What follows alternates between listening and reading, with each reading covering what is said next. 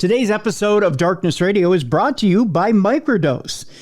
Get out of pain, get out of anxiety, and start treating yourself a little bit better. Try Microdose. Microdose is a CBD THC gummy that will get you out of pain, get you out of anxiety, and get you into feeling good again. To learn more about microdosing THC, go to microdose.com and use the code DARKNESS to get free shipping and 30% off your first order.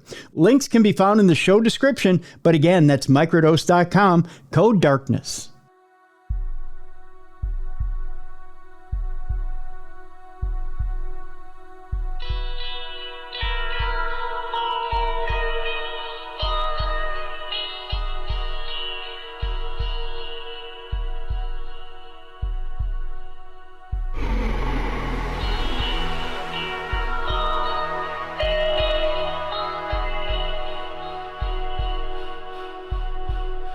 Welcome into the best in paranormal podcasting. This is Darkness Radio. I'm Tim Dennis. It's a Supernatural News Wednesday. It's one of the best days of the week. So here we go.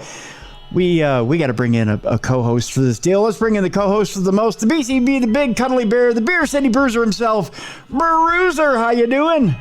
Well, Cruiser, I'm slamming a tornado and having a good time. You have to explain what this means now that you threw it out there. You know, we can't. We have to explain what it is we're talking about off air. It is actually really funny. You have to explain it. So, listeners, I'm sorry, but we're going to talk some underwater needlepoint. Mm-hmm. As you know, as everyone knows, I have lovely, lovely children and a beautiful, beautiful young bride. And we're in a family group chat. And it's, just all of us to keep in touch while we're across the great United States that we are. And my daughter, my oldest, is a big country music fan. So any country music fans out there, you're gonna like this. But she said Hardy dropped a new song and it's 10 out of 10 amazing. She'd recommend. And I responded with, this is how you can tell we're a wrestling family. I said, is that Matt or Jeff Hardy? She said, it's the Superior Hardy. And I said, oh, so it must be Matt Hardy. Yes. Well, yeah. And she said, no. And she sent me a screenshot of this Hardy's playlist. She says, it's Mike Hardy. So what I did, being the ever-loving father that I am, I sent her the Hardy Boys theme music. Said, no, this is the best. And she got upset. And well, didn't get upset, but just kind of threw her hands in the air and says, I can't deal with this anymore. So I sent her the Matt Hardy version 1 entrance music. And in that song, it says he can slam a tornado. It does say that he can slam a tornado, which is the funniest thing ever. People don't know what we're talking about. Let me see if I can bring it up here on the old thing. It starts with the... Oh, there we go. Right there, yeah. Yeah. Yep. I have a great story with this, too. Do you? With this song right here? Yeah. Here it is, the line right here. I can slam a tornado. That's the line we're talking about right there. We can only play so much of it, but there you go. That's the line right there that Bruiser's talking about. So Monster Magnet and WWE are going to come after you. Yep, but that's the line that Bruiser's talking about, and the Superior Hardy. So there you go. So the last show I was actually on was a show here in North Carolina. Matt Hardy was on it, and obviously he's a big hometown hero. We were in a minor league baseball stadium, which was just beautiful. Mm-hmm. And anyways, my Mrs. Bruiser's sitting down in the crowd. She's watching. She's a big Matt Hardy fan, and his music hits. It's that version. And Matt comes out, throws his hands in the air, and he's singing the song. And he's doing the whole Hardy pose and dancing. And he looks at my wife and goes, I don't know where I'm supposed to go. So she slowly points. So he gives her and goes, thank you so much. And he just starts walking down the aisle. She said he never missed a beat. His hands and his feet were going. And he looks at her and goes, I don't know where I'm going. I don't know where I'm going. That's classic. He was really nice years and years ago when he was in Ring of Honor, and I met him. It was the night here in Minneapolis where he handed over the belt to the Kingdom. Yep. Before he took off to go for, I don't know if you would have called it greener pastures or not. I guess for him. For him, sure, maybe. Made a lot of money. He still makes a lot of money. Yeah, well, he's big money Matt. He was making money wherever he went. Yeah. But yeah, that was the I think that's the one and only time I've met him. Oh, I've met him hundreds of times at this point where I can actually call him a friend. Yeah, there you go. Yeah. So I just thought that was a funny story that you're teasing the kid about which Hardy is the best Hardy as far as music goes. And another real good inside joke about that is her favorite Hardy is Jeff, because he was the younger brother and his hair and all that. So I'm twisting the knife by saying Matt's the most superior one. That's what happens when you grow up in a underwater needlepoint family. That's right. That's right. Got to expect it. That's right. So you can't even listen to country music without being reminded of that. There you go. It's everywhere. I'm telling you, it's everywhere. There you go. So those of you the three of you who complain in the comment section on the podcast, you just got another story. There you go. Anywho, should we talk about some movies before we launch into today's show? Yes, we should, because when we did True Crime Tuesday yesterday, because it was ripped from the headlines. Yep. You asked me if I'd seen the movie. I said, "No, Tim, I haven't." And you said, "You should do that. That was your homework," and I did it. And as did I, my friend. You know, it's been all over social media. It's been the big controversy controversy. I don't drink much before the show, Bruiser. It's the big controversy out there on social media this weekend. You know, Halloween Ends came out both in theaters and on streaming, and that actually, this movie is the controversy that may end dual premieres. Really? I didn't know that. Yes, it's now being talked about on different movie studios as to whether they're going to end dual premieres on streaming and in theaters. Oh, please don't. I love watching movies from the comfort of my own home. I do too. But now, because Halloween Ends has not had a very good launch, they're talking about, do we pull it now, both from movie theaters and streaming, and just do one or the other? And, you know, I cringe when I think of that, because it is convenient for people who can't necessarily get to the theater. It is convenient for people who, like you and I, who want to sit at home or want to be able to watch it. Maybe if you're on the road, yep. You know, who can't necessarily get to a theater, who want to be able to watch it. And there is something about sometimes wanting to be able to hear the entire movie. Let's face it, people are getting ruder and ruder in movie theaters these days, so it's not necessarily a fun experience to go to the theater. And it's so expensive now to go to the theater. It's not like it was back in the day. And yes, I know they have $5 Tuesdays and all that stuff, but you have to wait sometimes to go see a freshly opened movie for a discount price. Yeah, you're dropping almost $100 for two people to go see a movie between tickets and snacks and whatnot. Yeah. You know, and don't tell me out there, people, not to get snacks and save money, because the only reason you go to a movie theater, watch a movie, is movie popcorn. Yeah. I mean, you know, you get your movie popcorn, your soda. That's what it's all about. Right. So Halloween Ends it hit Peacock, it hit movie theaters last Thursday. A lot of people hit social media and gave their opinion. They didn't necessarily give spoilers, thank God. There are a lot of people who held back on that. We'll hold back on it as well. We won't give spoilers either. We want to give people the opportunity to get out there and see the movie for themselves, which leaves the question, how long do you let... I think it's 2 weeks, honestly, that you let things lie on streaming services before you start talking about the actual plot. But Bruiser, I want to throw it to you. You're a huge Halloween fan.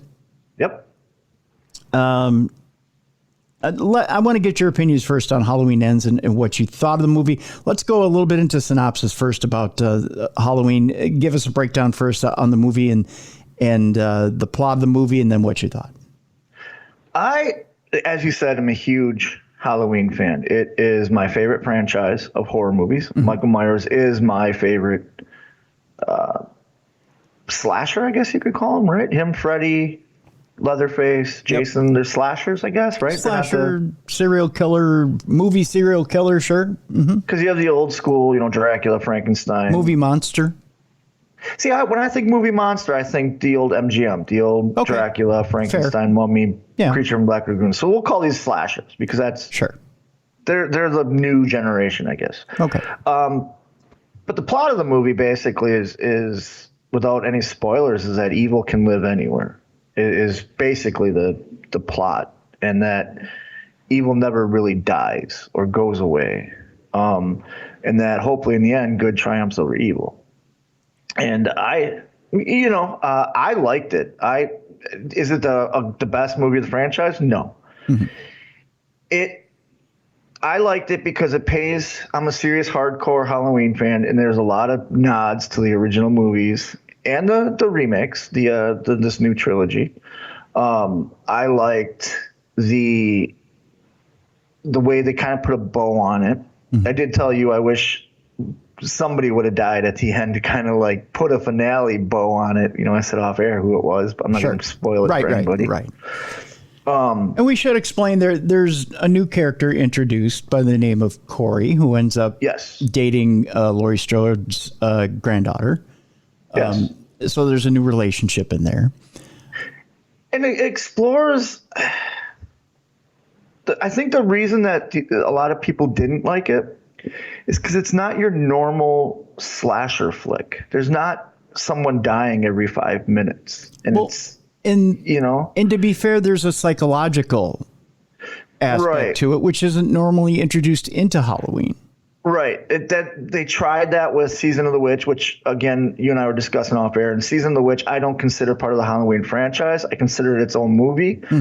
As its own movie, it's okay. It's not great. It's not terrible. It doesn't belong in the franchise series, I don't think. This, they pay nod to it. They pay homage to it by making it more of a psychological horror movie. I don't even want to call it a thriller because it's not really a thriller.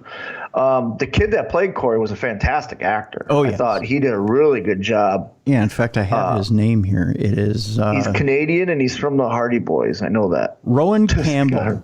Rowan Campbell is his name. Yeah.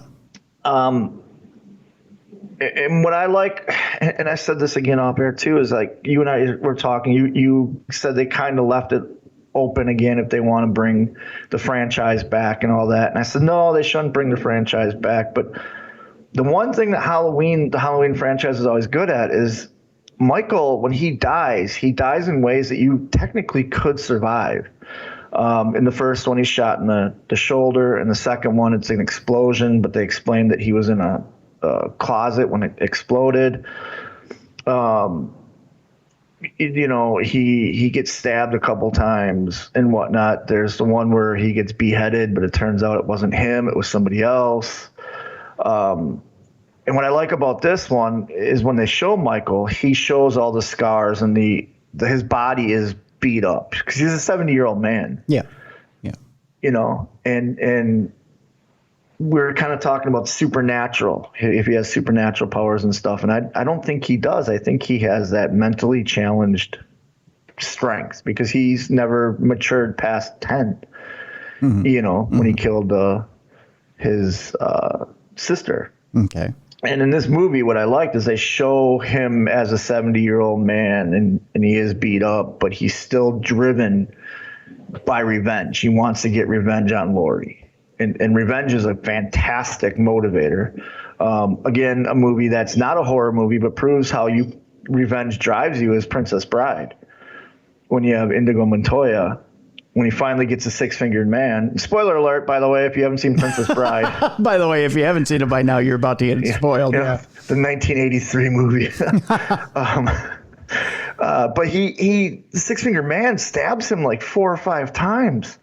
And he just keeps pulling himself up. And there's a point where he's using a sword as a cane. And he still kills the six-fingered man. And I think that's what drives Michael is he wants Laurie dead so bad. He just pushes through everything to get to her. And I get where you're coming from there. I fall on the other side of things in that I think that there has to be a degree of the supernatural with Halloween in that we have to we have to believe that with the title Halloween, that the veil is at its thinnest in Halloween, or on the day of Halloween, and that we have to believe that anything's possible. So with that, we have to believe that this character of Michael Myers is something much, much more than just a guy with an unbelievable strength and unbelievable will. So we have to believe there's something more. I think he's evil. You know, like they talk about in this movie, and this is a little bit of a spoiler, but they talk about his eyes. And that looking in his eyes is evil. And I believe that. I firmly believe that you can see evil in people's eyes. I've said numerous times, my dad was a correctional officer for years, and he was a checkpoint for Jeffrey Dahmer. Mm-hmm. And I remember asking my dad, what was he like? And my dad says, pure evil. You look in his eyes, and it's just black. It's pure evil. He compared it to like a great white shark. Right. And in this movie, they do a really good job of showing Michael's, you know, and then obviously you're not know where it goes. But like, yeah. There's a scene where I think they show evil can be seen in the eyes of somebody. And I also think the way that Danny McBride has set this movie up, and this isn't a spoiler necessarily, the way that he set it up, he is talking esoterically or even supernaturally about the power of evil and how it powers people and or things. So in that, he's wrapped this, much like the third Halloween, he's talking metaphorically about how there's much more to this universe than what we see, just physically. And I think in that he is wrapping supernatural elements into this and how we can be swept up by other things. And I know I'm being very vague here. Yeah, oh yeah. But I think he does a good job too of taking modern day situations or things that influence and putting a supernatural twist on it. And by that, I mean public panic. Mm-hmm. Because if you remember the second movie that he made, there's that Halloween, what was it? Halloween Lives, I think it is, right? Is that the second one he made? The one right before this. There's that scene in the hospital where everyone thinks Michael's there and they're all chasing him because they want to kill him, and they don't care what they're going to do. They're going to get there. And then in this movie, they show another scene with the townsfolk and stuff. And I think a supernatural thing is paranoia is a very strong motivator. Absolutely. And so is group mentality. Mm-hmm. Mm-hmm. Yeah. You know, and he did a really good job in the three of these movies to show that Michael, the supernatural part of Michael is he becomes bigger than just a serial killer. He literally is everyone's boogeyman. Mm-hmm. And they all react to it. And in this movie, they do a really good job of how the town reacts to Laurie Strode, you know, because she's the closest. Anytime you think Michael Myers, you think Laurie Strode, and they do a really good job of the way the townspeople react to her and not just, interact with her. Not just her, but how people react to legends after legends simmer down and how that legend develops. You know, and it becomes an urban legend. Right. I think we don't think about too often how the story gets told years and years and years later, and how it develops and how it settles in. And then we also don't think about what happens to the legend teller years afterwards too, and how we look at that person. And I think this movie does a good job about telling the story afterwards. And I think a lot of the people who are kind of, pardon my language, shitting on the movie are the same people who, again, pardon my analogy here, Bruiser, it's going to get a little raw here, are the same people who watch porn and say, throw away the setup, just show me the sex. You know, they don't want too much of a story beforehand. You know, it's just, let's just strip away the clothes and let's get to it. They don't want any setup whatsoever. They just show me the killing. Yeah. And that's what they were expecting in this deal. They're just, you know, unleash Michael Myers, throw the chains off, let's go. And give me one more round of him just cutting people up and let's capture him, kill him, and let's get it over with. And this isn't that movie. No. I did read something too. People were complaining that there's not enough Michael Myers in this movie. If you go back, and I'm talking the original 1978 John Carpenter's Halloween, mm-hmm. Michael Myers is only in that movie for 9 minutes and 57 seconds, I think it is. Yeah. In this movie, he's only in it for, I think they said 10 minutes and 45 seconds. So you're actually getting more Michael Myers Yeah. in this. And that goes back to something Wes Craven had actually said when he created Freddy. He said the scariest thing to humans is the unknown and unseen. Right. And that's why if you watch the original Nightmare on Elm Street, you don't see full Freddy until the end of the movie because he wants you to fear Freddy. And that John Carpenter did the same thing because originally it wasn't supposed to be called Halloween. It was called The Shape. Michael Myers never had a name. He was just The Shape. He was always supposed to be in the shadows. Mm-hmm. And this movie does a really good job paying homage to that, where Michael's back to being The Shape again. He's not, just this maniac killing people. He, if you go back to watch the original two movies, the only time Michael kills people is when they're in his way of his objective. Yeah. For instance, in the original movie, the lady's making a sandwich. She puts her knife down. She goes in to check on her husband. He takes the knife. He leaves. She comes back. He didn't kill her because he didn't need to. He got his weapon. Yeah. Yep. When you get into the 4, 5, 6, now you're getting the slasher flicks, and now Michael's just killing to be killing and all that. And I like that Danny McBride went back to the original, Yep. And there's some cool death scenes. Like, don't get us wrong, fans. It opens with an amazing death scene. I was not expecting that death scene at all. Right. Yeah. That was shocking. Yeah. And realistic. That's what I liked about it too. That really could happen. Yes. Yeah. And yeah. So you do have to tip your cap to what happens when it happens, because everything is perfect. I don't want to say perfectly timed. It's that's not the word I'm looking for. The word I'm looking for is aptly timed. Yes. It's timed where it should be. And the violence is appropriately put. It's appropriately put where it should be in the movie. And I know that's not what fans of the Halloween franchise want to hear, especially the later Halloween franchise in the later movies want to hear, and slasher flicks want to hear. They want to, I think they want the constant carnage because they want the dopamine high of seeing that churn and burn type, that style.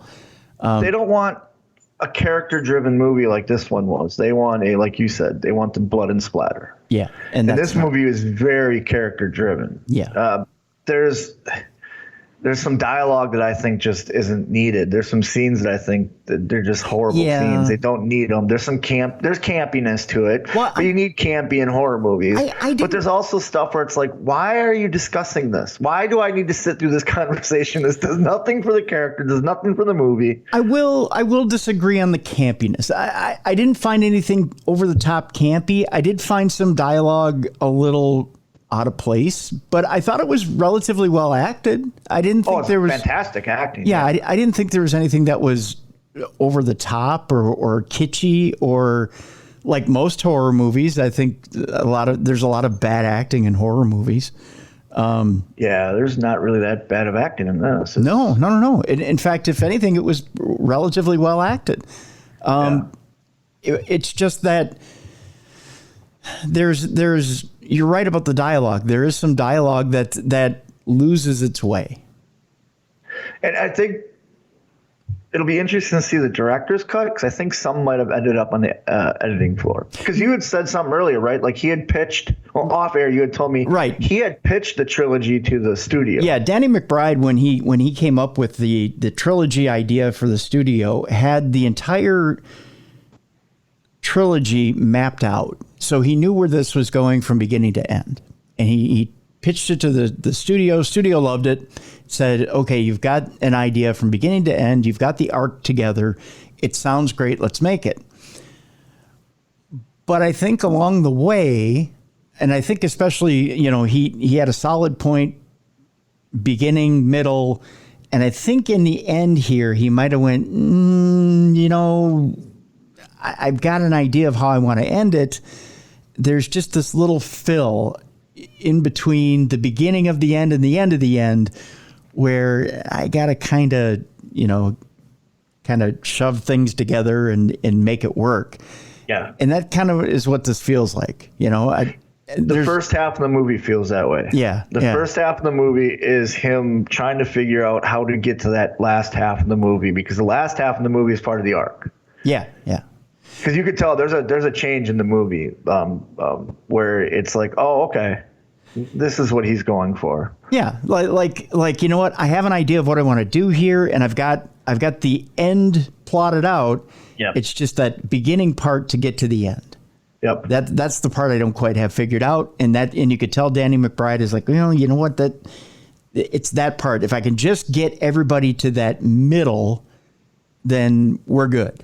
Yeah. You know, that's why I'm curious to see a director's cut, because I think a lot of stuff ended up on the editing room floor. Yeah. So with that, I will say this isn't the worst Halloween movie. It's not a Rob Zombie Halloween. No. Which I hated, because he just made Michael Myers a homeless man. Like, that's all it is. Yeah. And Rob Zombie hated that movie too. Like, he didn't want to make it. Yeah. But the studio said, nope, you have to. Yeah. So with that being said, if you had to give it anything out of 5 stars, what would you rate it? 2.5. 2.5 out of 5? Yeah. Okay. I think if you're a serious hardcore Halloween fan like myself, check it out. A lot of nods to the original series or franchise. A lot of tongue-in-cheek stuff where it's like, oh, okay, yeah, I remember that from this movie. I remember that from this movie. A lot of cameos. Mm-hmm. In fact, the original Michael Myers makes a cameo in the movie. Mm-hmm. The guy who played the original Michael. And I like how they put a bow on the franchise. And like I told you, if they make another Halloween movie after this, I'm not going to go see it, because of the way they ended it, I think is, mm-hmm. It's a perfect way. I would agree with you as well. It's 2.5 out of 5. It's not spectacular. It doesn't move you one way or another. It doesn't have, to me, an emotional ending. There's nothing that moves you at the end. You don't. It doesn't resonate with you. But it's just kind of like, it's like, it's like a long battle with a terminal illness. It's just over. Yeah. And there's no feeling at the end of it. You've had all your feelings with it. You've gotten everything out, and you're a little too close to it, and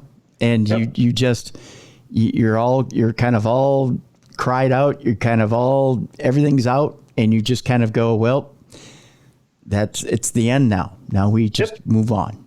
And exactly. Yeah. And that's kind of how it felt for me. And that's kind of it. Yeah. There's highlights to it and there's lowlights to it. Yeah, exactly. Is it the best Halloween movie? No. Yeah. Is it the worst? No. Mm.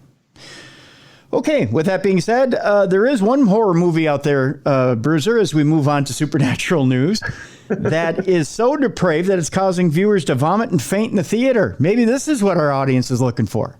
Is it The Exorcist all over again? Remember that craze? Yeah, that's what it sounds like. This movie is literally scaring people sick. Okay. So if this is the movie that's got you coming and going, so to speak, then this is the one you're looking for. Have you seen a movie that's physically made you ill? I've seen movies that make me squirm and be uncomfortable, but I've never passed out or thrown up in a theater. No, I've come close to throwing up. Which one made you close to throwing up? The original Saw. Yeah. When he's cutting his foot off. Oh, yeah, that was a pretty grody scene. And then was it Saw 2 when she gets thrown in the hypodermic needle pit? Oh, yeah. That made me almost, because I hate needles.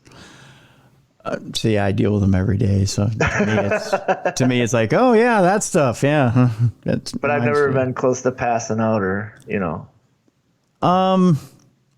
Honestly, when I was younger, and keep in mind, I'm a kid at the time I see this, and I was probably inappropriately too young to see it.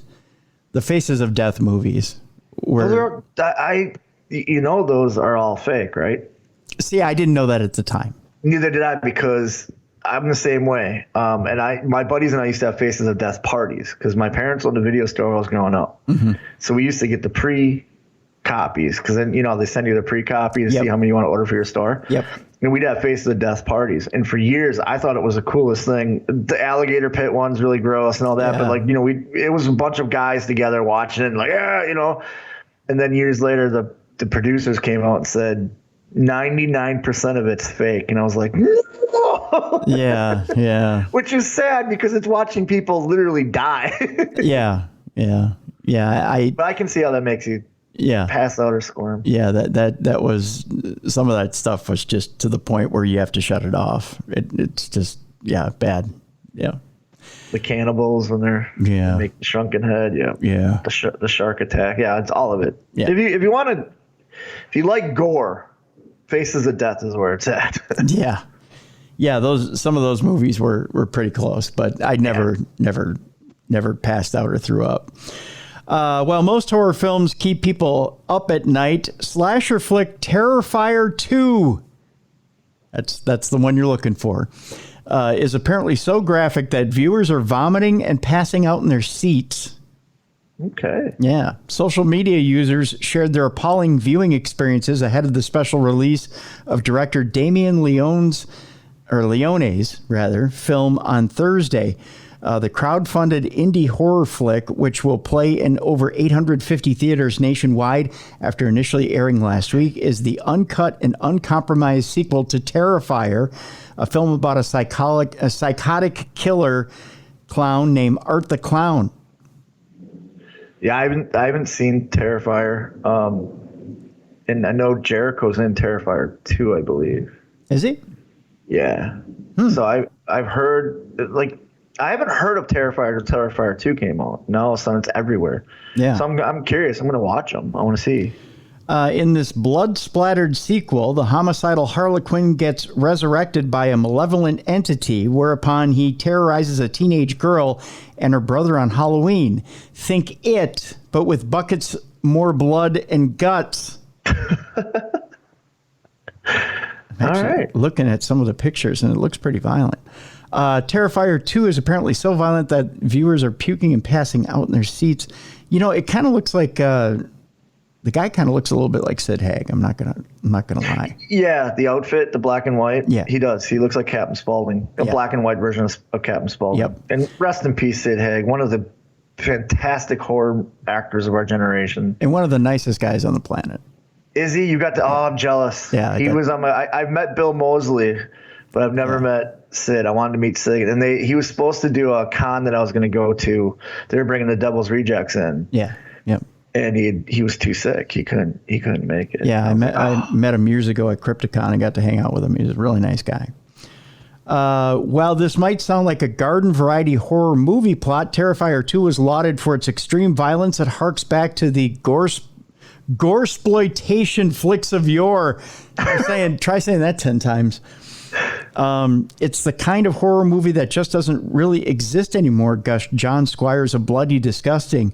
This blood-soaked slasher sequel might have been a little bit too effective. It says, following its release, viewers flocked to social media to share stories of how T2, is what they're calling it, made them faint and even literally lose their lunch.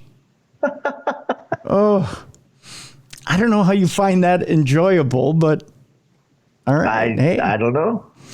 The quote here is, "My friend passed out in the theater, called an ambulance. Highly recommended."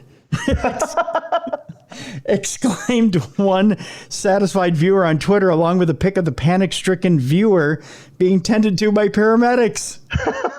What a good friend. Yeah. That's a good friend when they ignore your health and just go ahead and take the picture. 911. Well, I guess, yeah. I think maybe the theater called 911. Either way, once there's the paramedics, it's open game. Sure, I guess so, yeah. The guy behind me passed out cold and crashed into my chair, said another. Another guy left because he didn't feel good. I overheard him say, and walking out theater door, I heard a guy puking hard and loud in the bathroom. Oh. One aghast horror fanatic wrote, "Terrifier 2 is so gory, I puked in my popcorn."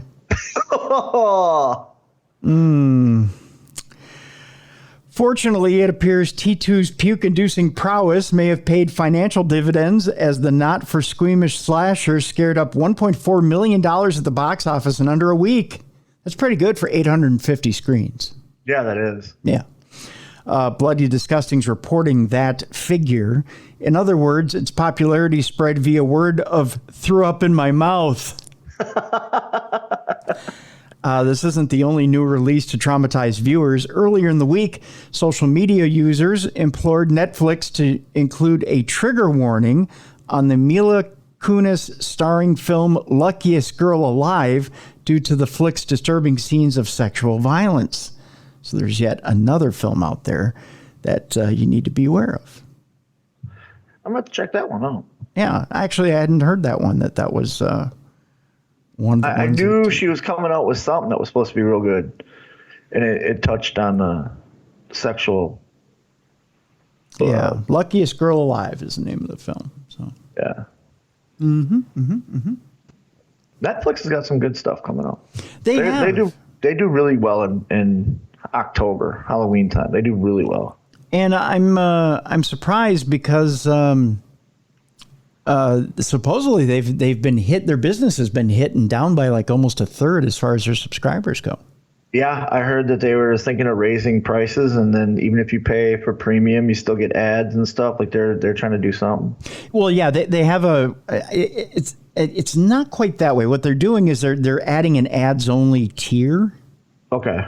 And what it is with the ads only tier is that you get a little bit of a lesser price, and they're doing that because they're having issues with people paying the higher price for or the premium price for ad free, and they're trying to get more people in the door. With the turnover they've had, I guess the Gray Man movie with Chris Evans didn't do well. No, I heard it did terrible. I heard it's good, but I heard it wasn't what they wanted it to be. Yeah. So, but you know what? The Dahmer series is. Yeah, Dahmer's doing very well. Is doing really well for them. Yeah. Yeah. So they're trying to and keep in mind Netflix's quality has not gone down. They're still producing quality features. Yeah. But what it is people are being drawn to other services, and this is part of the issue now with I hate to say, and keep in mind, people, this isn't a political statement at all, but we're in a time now where we're bordering on, if not in a recessionary period, and inflation is at an all-time high. Yeah. We're going up by what seems like 8 to 9% per month, and people are having to choose their entertainment dollar. And what they're doing. And the other thing too is every network now has a streaming service, so they're pulling their shows from Netflix or Hulu, and they're putting them on their own streaming service. Right. Well, and you've got which is smart. Yeah, you've got networks that are choosing now to taking their first run stuff, and they're putting it on their pay network or pay streaming service. Yeah. And they're putting the first run stuff there, and they're not putting it on. This is kind of a screwed up model now, and I know people are rolling their eyes. So they're putting it on a streaming service where you're paying $7 to $9, maybe $10 a month, instead of putting it on cable or satellite where you're already paying for TV.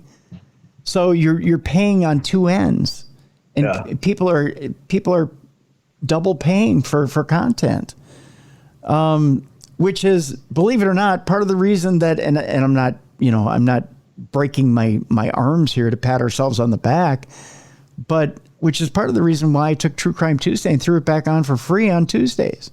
Yeah. Because I didn't want to go with the pay model anymore. Right. People are already paying too much. I don't have cable at all. I have streaming services. Yeah. And then I have antenna, Well, but when we sat down to decide we're going to spend the money on that, we're like, you know what?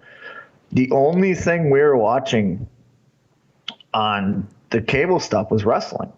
Mm-hmm. And you can get that now, minus AEW, you can get that on streaming services. Yeah. So we're like, why are we paying this much? Let's just get a digital antenna. Football's on digital antenna. We have we can get the Major League Network for free, So we got that, and then we have all the streaming services, you know. Well, a couple of years ago on this show, I said one of these digital services was going to be the first to blink and was going to merge. I always thought it was going to be Paramount Plus, and it turned out to be Discovery and HBO Max. Okay. And now that's the first merger. Yeah. Watch the dominoes fall, because it's going to happen now. There's just too many of them out there. There's too many streaming services. There's too many people with their hand out looking to get your dollar per month. And as we are in an inflationary period, as we go into a period where housing prices are now starting to fall, housing markets are going to start to, I'm not going to use the word collapse, but I'm going to use the word recede. Burst. The bubble's about to burst. Okay, good. Yeah, you say it. I'm not going to say it. As things start to settle down, we're not on a record-breaking pace anymore with the stock markets or anything like that. These discretionary income things that we were spending tons and tons of money on, like money was going out of style or money was being spent like water, are going to be rolled back. And networks are going to have to make a decision. You know, do we keep putting our hand out for streaming services, or do we find a way to either roll the price back, or do we start finding a new model? Because now we've taken advantage of the American viewing public and said, okay, well, you know what? We've gotten our premium price out of you. Now we got to figure out a way to roll that back, because not only on these streaming services are they getting they're getting ads on streaming services, Bruiser. Oh, trust me, I know. So I have a couple that I don't pay premium for. I just got an ad comes in, and so it's the same ads over and over and over again. Not only are they getting your money, but they're getting ad money. Yeah. Think of that. You're getting money after money. Yeah, I had it out with Discovery Plus because before we switched, because I did switch to the premium on Discovery Plus because that's the one that I watched the most, because that's got all the paranormal shows, it's got all the true crime shows, and it's got 90 Day Fiance. But anyways, when I had it as commercials, every time a commercial would play, it would stop the show. It would just lock on the commercial. Yeah. And I said to them, I says, look, and they, upgrade. I go, why do you want me to upgrade? You're already making money from these ads. I have to watch these ads. They're paying you to be on the service. Fix your service. Mm-hmm. And then it just got to the point where I'm like, you know what? I'm just going to pay the extra money because I'm constantly watching it, Yeah. But it was so frustrating because it's like you said, not only are, they're charging us, but they're charging State Farm or the pubic hair thing. And it's like, you want me to upgrade, yet you're still making money off me, and you're making money off, this guy. And I'm not going to pick on one network or another, but let's just say on a network that has a streaming service, okay, so you're getting money from your subscribers, you're getting money from advertisers, then you turn around and you're on cable and satellite systems, which are also paying to have your channel on their system. Then you're getting money from advertisers there. So really, you've got 4 revenue streams going. Yeah. Now I understand you're paying to put out for original programming, and that's a lot of money. But it is, to a sense. A lot of this original programming is reality TV, which isn't the reason everybody loves reality TV. The networks love reality TV is it's so cost effective. You know what I mean? The real world changed the game when that came out, because MTV is like, whoa, we can put all this out, make this much money, and we don't have to pay them. We don't have to pay a director. We don't have to pay them. And so now it all caught on. It was Real World and it was Survivor, and it's like, so all this original program that I am happy now they're going back to making television shows, you know, and I think Netflix started that when they started making their shows. Well, see, but by making those television shows, you're upping the cost of production. So those streams are those streams that they're making money on, their profit is less and less. Yeah. And as the Discovery HBO Max battle goes on, you're finding out that there's going to be less and less money for other things. So a lot of your, how should I put this? Some of your favorite paranormal shows may not be re-up next year. You think so? Oh yeah. But aren't those on the reality end where they're not as expensive to make as it doesn't matter. If the ratings aren't there, and let's just say if the ratings aren't there, because there was if you read some of the industry trades, Discovery is looking to cut, it was something like $30 billion out of the budget between HBO Max and Discovery. So there's, they did little things like with HBO Max, like they shelved the Batgirl movie.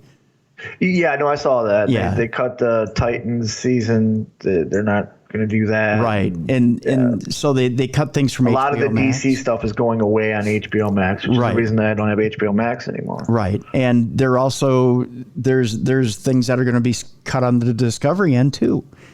Not just from the paranormal, but from other things, programming wise, from their other channels. So there's things that, they have to get the budget down. So unless it's being widely watched, you probably aren't going to see it next year. That's just it's not anything I know in particular. That's so basically Zach 101. Baggins and Jack Osborne aren't going anywhere.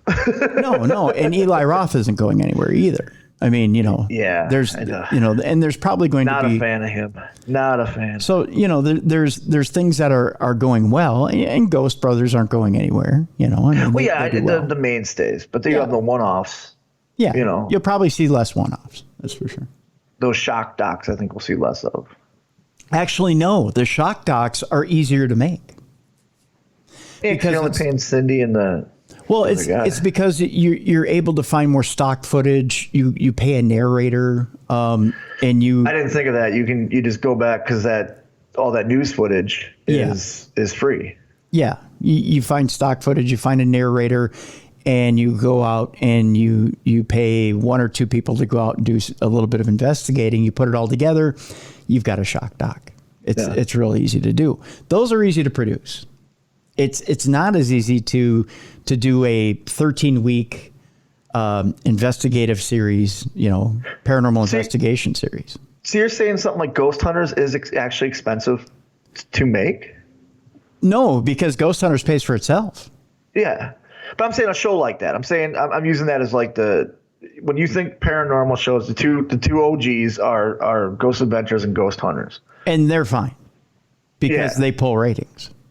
Okay, but I'm just saying now, if you throw in, let's say you and I started a show, and we use their formula, they wouldn't. That can't be that expensive. It doesn't matter how much it costs. It depends on how much of a drain we are on the network. So to give people an idea, let's give the lay people an idea real quick, okay? So Cruiser and the Bruiser, ghost hunting in the afternoon, right? So it's Cruiser and Bruiser sitting in a dark room for 4 hours, okay? Yeah. But Cruiser and the Bruiser only pull let's say Ghost Adventures is doing 1 million viewers a week, okay? So Ghost Adventures is doing 1 million a week, and you and I are only doing 100,000 a week. Now, is that including streaming and cable satellite? Okay. Streaming and cable. Okay. So if we're only doing 100,000 a week and we don't have as many advertisers, then it just doesn't matter. Gotcha. So they're going to say, well, you're not pulling as much ad money in. You're not pulling as many viewers in. It just doesn't matter. we're a liability on the network. Ghost Adventures is making money. So Ghost Adventure stays, we go. So it's going to basically come down to an accountant looking at a sheet and putting his finger down going, here's a red line. Yep. Anything below this red line. You got it. Is good. Yep. Well, that's what happened with Ring of Honor. Yep. It's all dollars and cents. Yeah. It doesn't matter how good your program is. It doesn't matter if it's artistically different. It doesn't matter if you're doing. Yeah. It doesn't matter if you're out hunting chupacabra every week. Yeah. It doesn't matter if you're doing something completely different. It all depends on bottom line dollars and cents. Gotcha. Yeah. That's all it is. Yeah. So it's that, and you can, and it's okay as a fan of a show to write in and stomp your feet and do whatever you want to do to try and keep your show on the air. What matters is to get 5 friends to watch that show. Yeah. That's what counts. Yeah. That's the Firefly syndrome. Yeah. Everybody wants Firefly back. Yeah. They put the movie out and nobody went and saw it. That's like, right. We're not putting the movie. You wanted this. Yep. That's what's his name? Bill Burr. I think it was Bill Burr. It might have been Tom Segura had said that WNBA, everyone's complaining that the WNBA fans the women don't get paid as much as the men. And he said, well, that's because nobody goes to see the WNBA. So you have all these people complaining that they're not getting paid enough, but yet they're not buying the ticket to go watch these people. Yeah. Yeah. So that's why they don't get paid as much. Like, and yeah. Nobody can eat on Virtue. Right. That's right. Virtue doesn't make sandwiches. Yeah. Yep. So you want to feed somebody, you can't feed them on Virtue. Yeah. You basically physically support the product. That's how you do it. So that's that. But speaking of supporting something, Unsolved Mysteries is over there on Netflix. And the reboot, right? The redone? Yeah. Yeah, it's the well, yeah, that's a good way of putting it, the reboot. And the co-creator is talking about paranormal cases, puzzling crimes in Volume 3 on Netflix. They've been managing to survive on Netflix. By the way, we have a couple of friends who have a show coming out on the 28th. I was going to say, somebody with a show coming out. Yeah. Yep. Both Aaron Sagers and Shane are over there doing their thing on the 28th. Hopefully we can get one or the other on the show here relatively soon to talk about that new show on Netflix.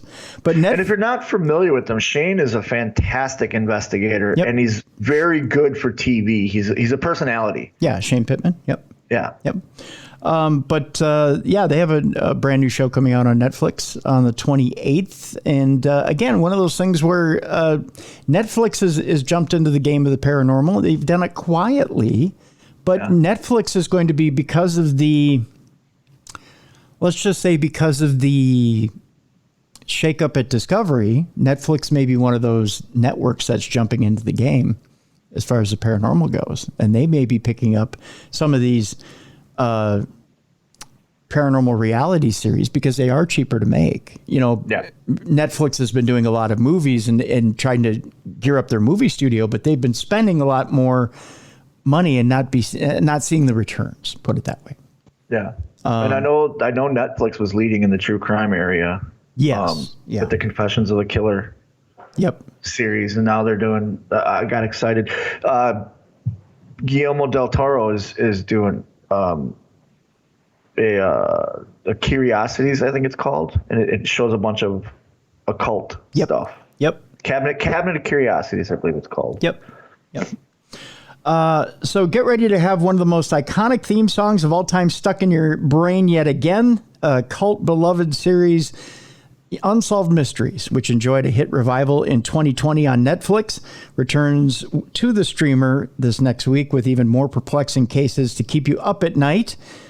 IO9 spoke to co-creator Terry Dunn, I believe it's Muir, 2 years ago, and his longtime fans of the show.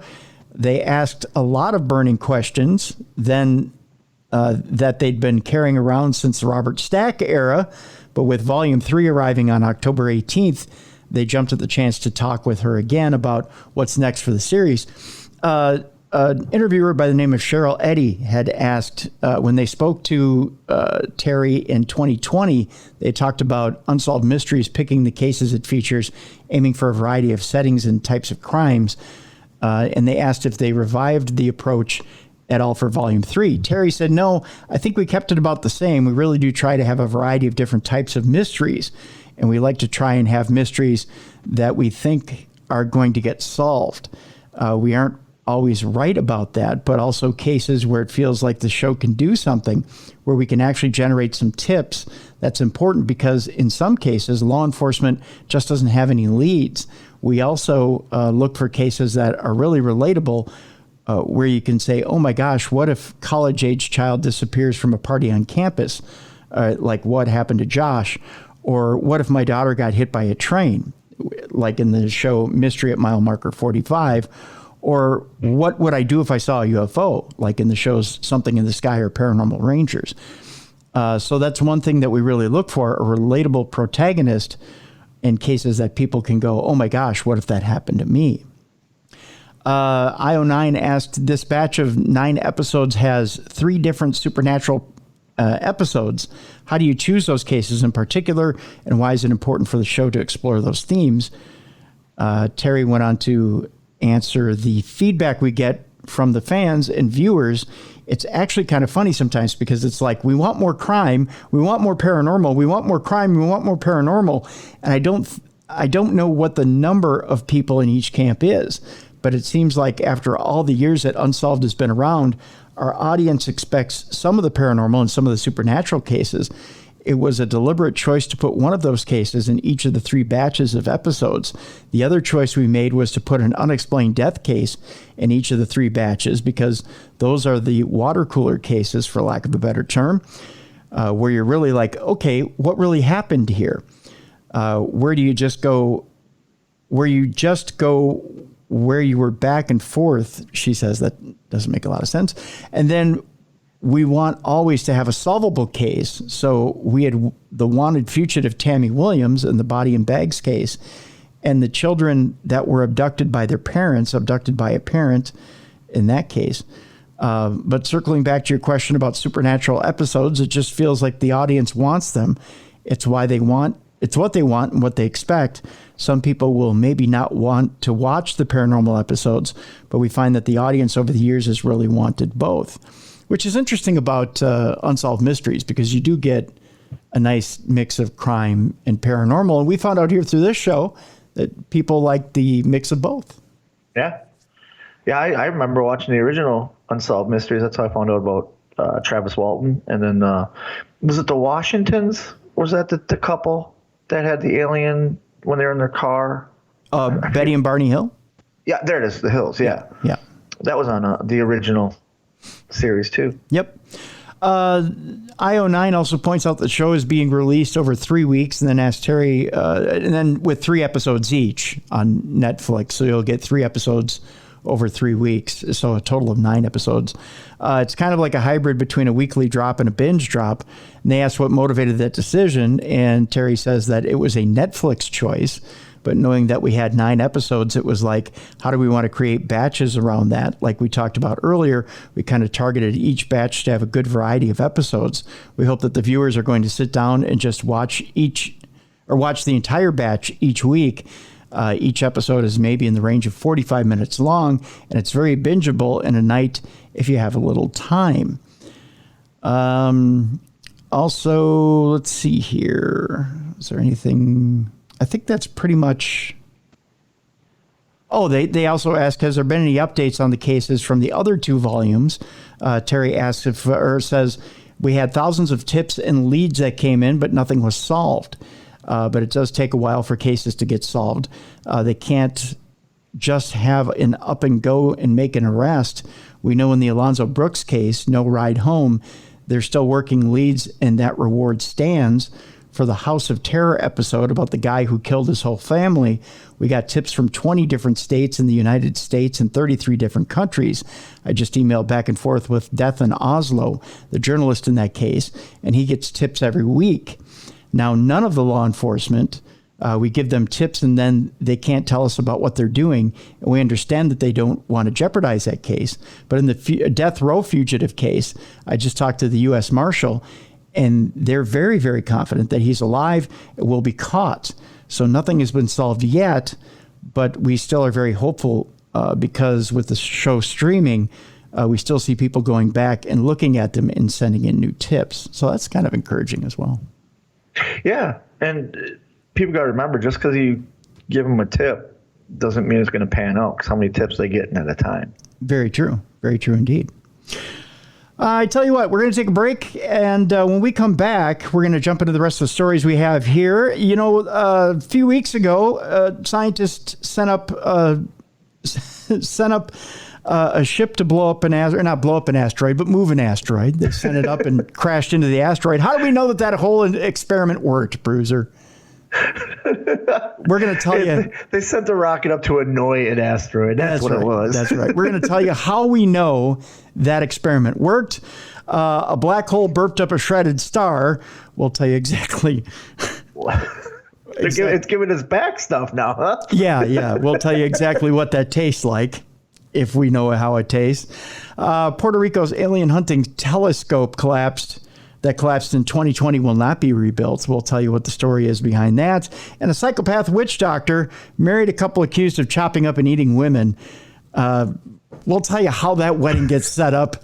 It's all coming up next. You're listening to Supernatural News on a Wednesday. When we come back, folks, more supernatural news on a Supernatural News Wednesday. This is the best in paranormal podcasting. This is Darkness Radio.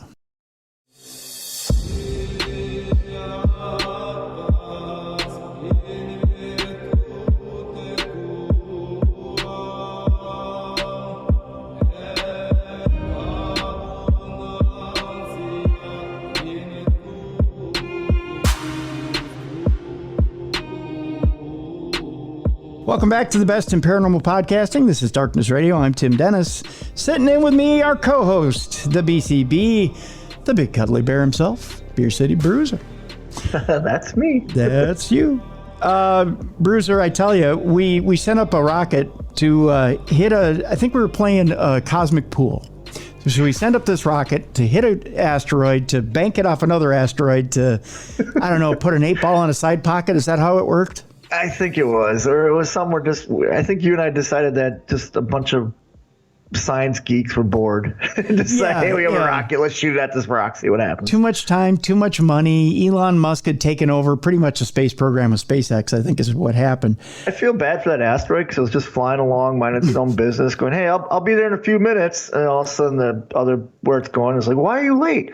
You never believe what happened to me. As I was flying here, this little annoying rocket hit me and knocked me off course. Somebody hit me with a rocket, Mom. So we're trying to figure out how DART scientists know the experiment to shove an asteroid off course actually worked. NASA crashed a spacecraft into an asteroid last month. It took some astronomical know-how to confirm that the redirection test was a success. So basically, this is a nerd sitting around a whiteboard trying to figure out if this thing got knocked off course or not. So first of all, it takes some balls to launch a rocket into space. My lips will work today. That's what she said.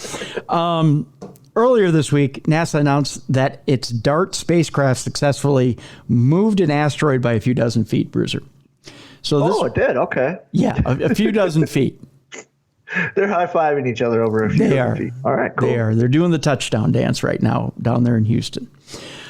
This raises a valid question. How the heck did scientists figure this out? Well, given that Dimorphos is nearly 7 million miles away, that's the name of the asteroid, by the way. Oh, it's that close, though, huh? Yeah. Needless to say, this task required some clever astronomy and a veritable village of astronomers. And you know what they say? It takes a village to push an asteroid off course. It does. Yeah. NASA's Double Asteroid Redirection Test, or DART, shortened the amount of time it takes Dimorphos to orbit Didymos, which we have discussed before. Didymos is the child of P. Diddy. Yeah. It's Mickey Mouse and P. Diddy's kid. Yeah, exactly. as the spacecraft pushed the target asteroid slightly closer to its larger companion. Dimorphos is orbital period around Didymos used to be 11 hours and 55 minutes. Now it's 11 hours and 23 minutes. Oh, wow. We saved a half hour. Way to go. Yeah. 32 minutes to be exact, give or take 2 minutes. Look at NASA being matchmakers. I know, right? They got the kids together. Woohoo! That represents tens of meters in terms of the altered distance, as Nancy Chabot, Dart Coordination Lead at the Johns Hopkins Applied Physics Laboratory, told reporters on Tuesday. So basically, Nancy and her friends are excited, but everybody else in the world's like, and? And then what? Yeah. Then what did you do? Way to go, Nancy. You saved a half hour. Woot, woot. I feel like Nancy's one of those ladies that puts a GPS, puts something in her GPS and goes, oh, 1 hour? Watch this. And tries to beat the time that it says on there. And she goes 140 miles an hour to get to the next town. Yeah. Speaking at the same press briefing, NASA Administrator Bill Nelson described the successful test as a watershed moment for humanity. I wouldn't go that far. I wouldn't either. Yeah. No, nobody's sitting around the water cooler discussing this. So did you guys see what they did to Didymos, huh? Yeah, they got Dimorphos closer to Didymos. Did you see that, huh? Did you see that? Hey, did you hear what Bill and Nancy did over there at NASA? Yeah. Oh, what'd they do? They moved them closer. They're smashing. Half hour. They're smashing. Did you hear that? Yeah. Indeed, it marks the first time that our species has purposefully changed the motion of a celestial object. Critically, it's also the first full-scale demonstration of an asteroid deflection strategy, one that could eventually protect us from a bona fide asteroid threat. Now, let me ask you this, Bruiser. Okay, so in Armageddon, it was a big deal to blow that sucker up, right? Yeah, they got to split it in half so it goes around the Earth. Right. Split it in half. Yeah. Okay. All we did was move this sucker a few meters. Do you see the difference? We need to start thinking of the bigger picture here. What do they know that we don't know that they have to test this? Yeah, you're going deeper into the well than I wanted to go, but I was just starting with blow it up from Armageddon to move it a few meters. You know what I think it's going to be is this next test, they're going to send 2 rockets out. Well, that's kind of like spoon feeding sugar to make the medicine go down. But I mean, okay. So I see what you're saying. Like they didn't blow it up; they literally just shoved it. Yeah. So you crash your rocket into it. Rocket goes bang. So what do? Do you put a nuke on it next time and see if you can blow the thing up? Yeah.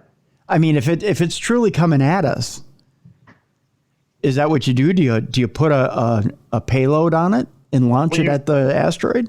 You've got to do something to get that asteroid either destroyed or to move. My thing though is if they put a nuke on it, and let's say they blow it up, what happens to all that shrapnel and all that? Now instead of one giant asteroid coming at us, we have thousands of asteroid pieces flying at us, and that'll send rockets. You know what I mean? If depending on how big the pieces are, though, true, some might blow up, burn up in the atmosphere, re-entry, or go around. It just depends on how far everything is thrown in its trajectory. Now, you could say that if you're calculating how big. Now, keep in mind, if this is like the asteroid that will blow up humanity. Or will take out the Earth. If it's a sufficient enough payload, it might only be like it might be a cue ball. It might just knock this thing to the side. It might not even damage the integrity of the asteroid. Can you imagine the math and the science that's going to go into that if it's heading straight for us? Yeah, because you can't launch it straight at it. No. That's the other thing, too.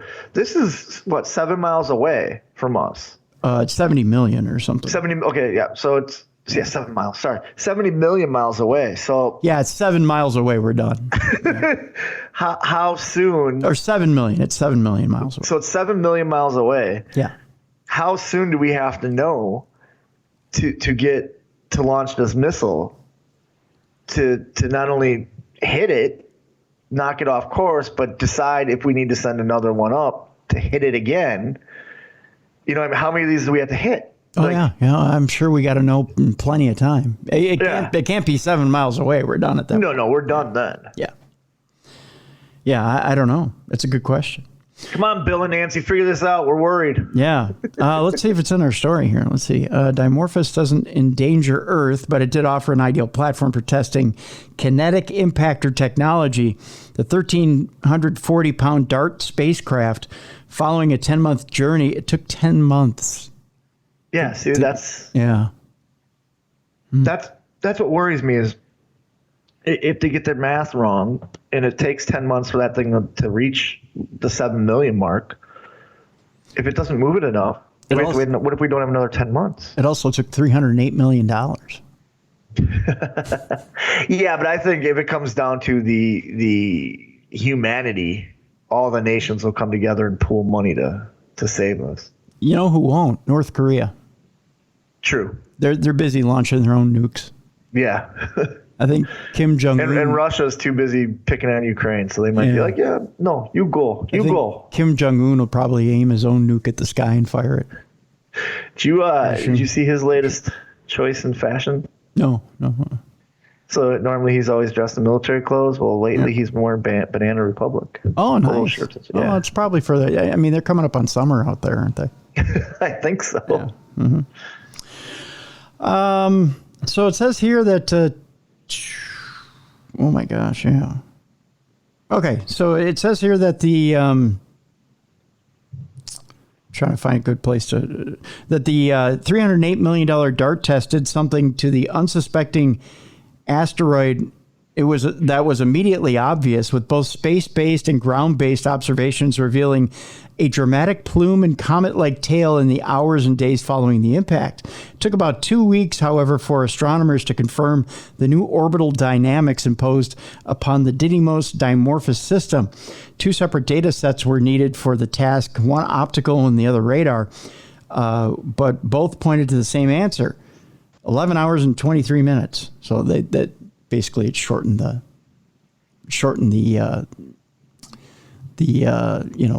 orbit. The orbit. You got it. Yep. Thanks for finishing that for me there, buddy.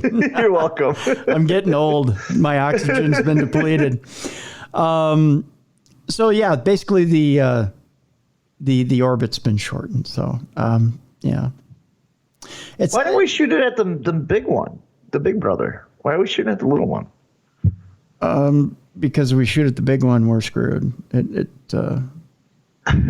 Yeah. How are we screwed? It's 7 million miles away. You ever shoot a BB gun at a bull? No, I can't say that I have. Yeah, they get mad. Then it's coming for us if that's the deal. So those little ones, like, nah, I'm fine. Yeah. It's like shooting a BB gun at the fly that's flying around the bull. Okay. Yeah, the fly didn't care. Yeah. Yeah. I don't know. I have no answer for that. It's the best one I can come up with. So that's basically how they know. They shorten the. Anyways, a black hole is burping up shredded stars. Do you want to hear about that? I do. I want to. They're giving us stuff back. Normally, you hear about black holes sucking stuff up and never giving it back. Right. Normally, it's like a giant hungry kid eating cotton candy at the fair. Yeah. And now it's regurgitating. So. Yep. Now it's throwing up. Now it's let's see what's making this black hole sick. Now it's that kid at the fair at the end of the day. In October of 2018, a small star was ripped to shreds when it wandered too close to a black hole in a galaxy located 665 million light years away from Earth. Though it may sound thrilling, the event did not come as a surprise to astronomers who occasionally witness these violent incidents while scanning the night sky. But nearly 3 years after the massacre, the same black hole is lighting up the skies again, and it hasn't swallowed anything new, scientists say. This caught us completely by surprise. No one has ever seen anything like this before, said Yvette Sendez, research associate at the Center for Astrophysics, Harvard and Smithsonian, CFA, and lead author of a new study analyzing the phenomena. Oh, the phenomena. Oh, that's not it. I have the wrong button bar up. My apologies. I didn't want to give her critics. Yeah, that deal.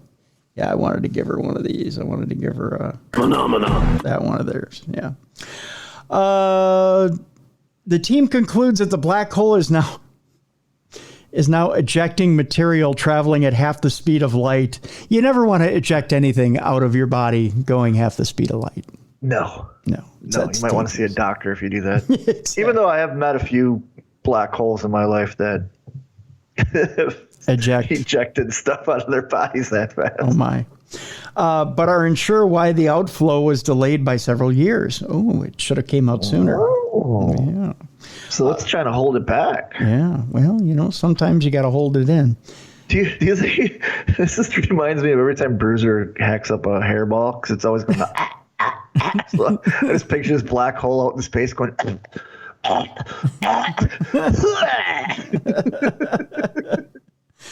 The results described this week in the Astrophysical Journal may help scientists believe, or better, Great rather. Journal, by the way. 5:00 on my doorstep every Wednesday morning. Yeah, it's a fantastic read. Yeah, it's great.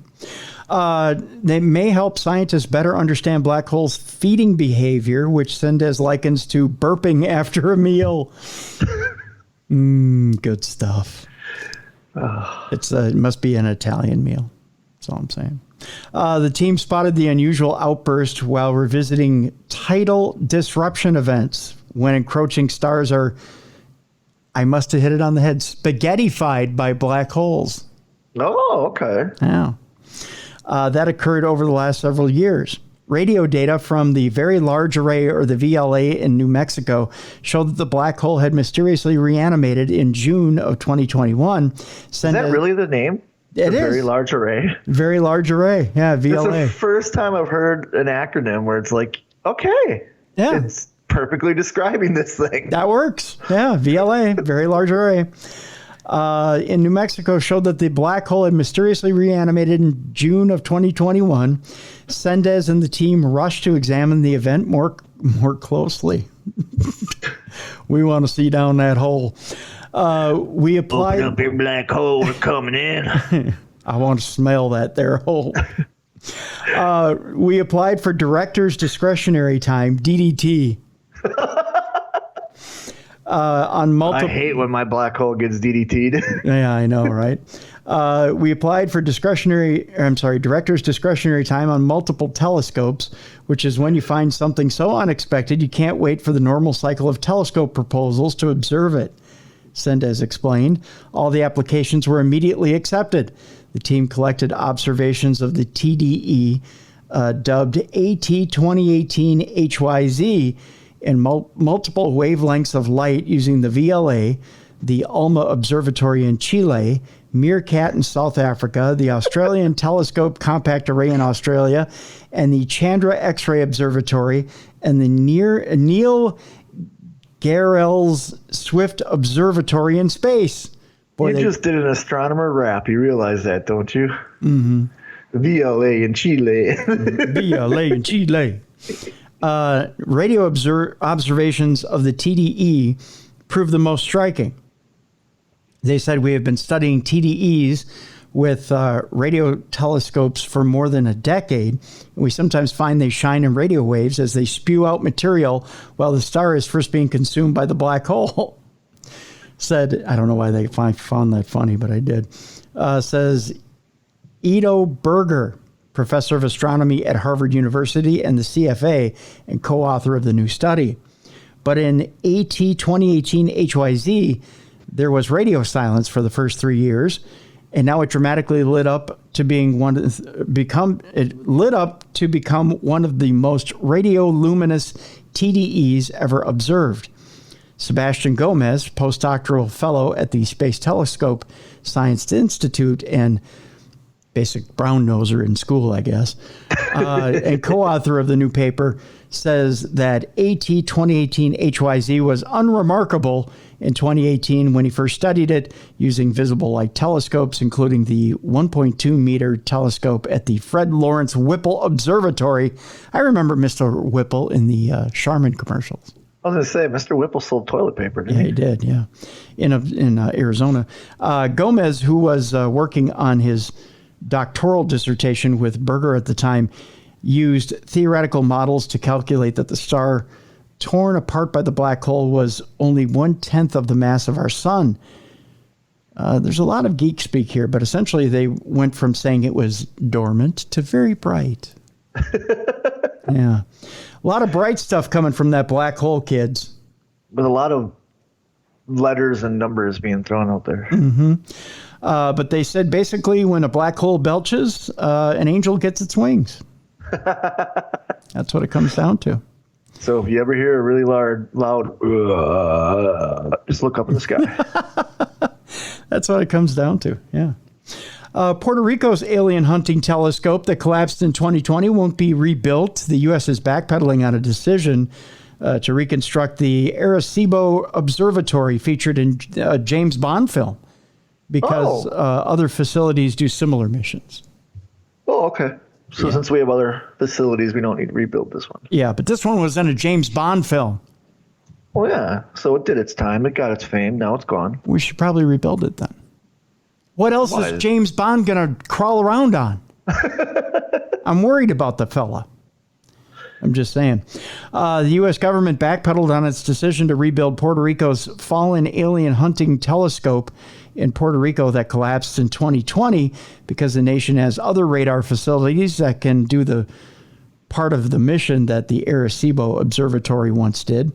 The telescope met its demise in December when a cable holding up a 900-ton receiver platform snapped and sent the massive structure hurling onto the reflector dish more than 400 feet below. James Bond was not hurt, by the way, and went smashing right through it. Can you imagine being there live and the sound of that cable snapping and then just watching that platform? Like, would have been awesome. Yeah, like if at a safe distance, it would have been like, here it goes.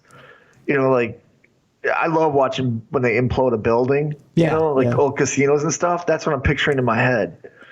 Only it wasn't on purpose. Probably would have been like that.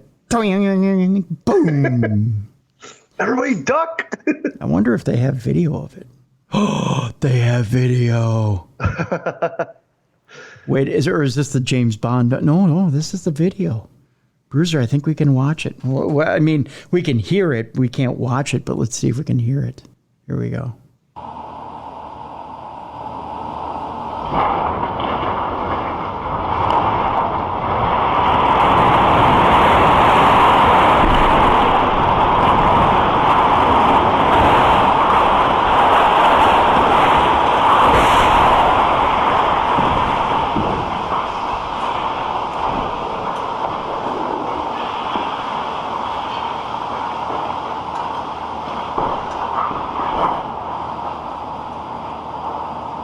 That sounds like a pretty nice mess to clean up.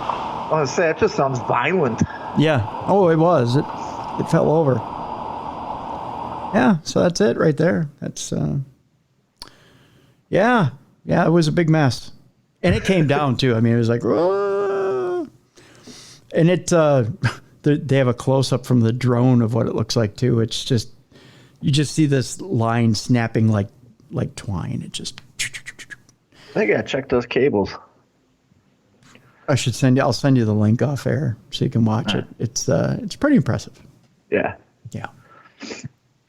So the U.S. isn't rebuilding this thing at all, the Arecibo Observatory, mainly I think because they looked at the mess on the ground and practically pooped their pants. And they're like, oh, we got more. We're okay. In the meantime,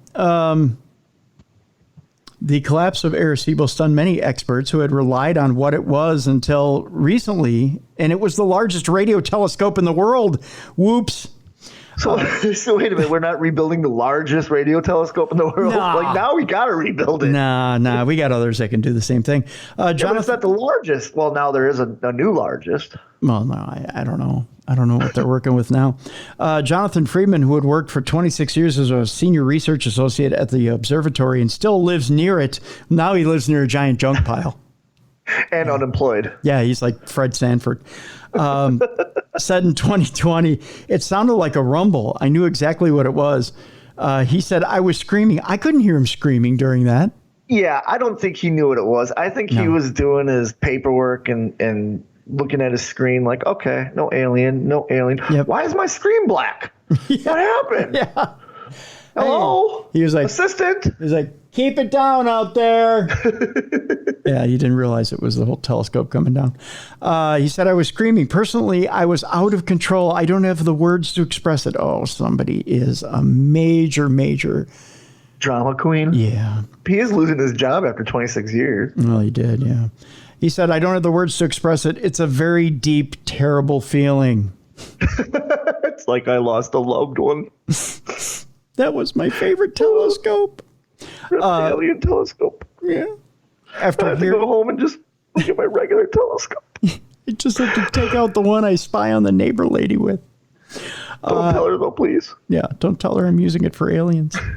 After hearing the distant roar, Friedman said he ran up a small hill near his home and saw a thick cloud of dust hanging over the location of the telescope, confirming his suspicions and greatest fear. He then jumped out and went, my space modulator! What happened to my space modulator?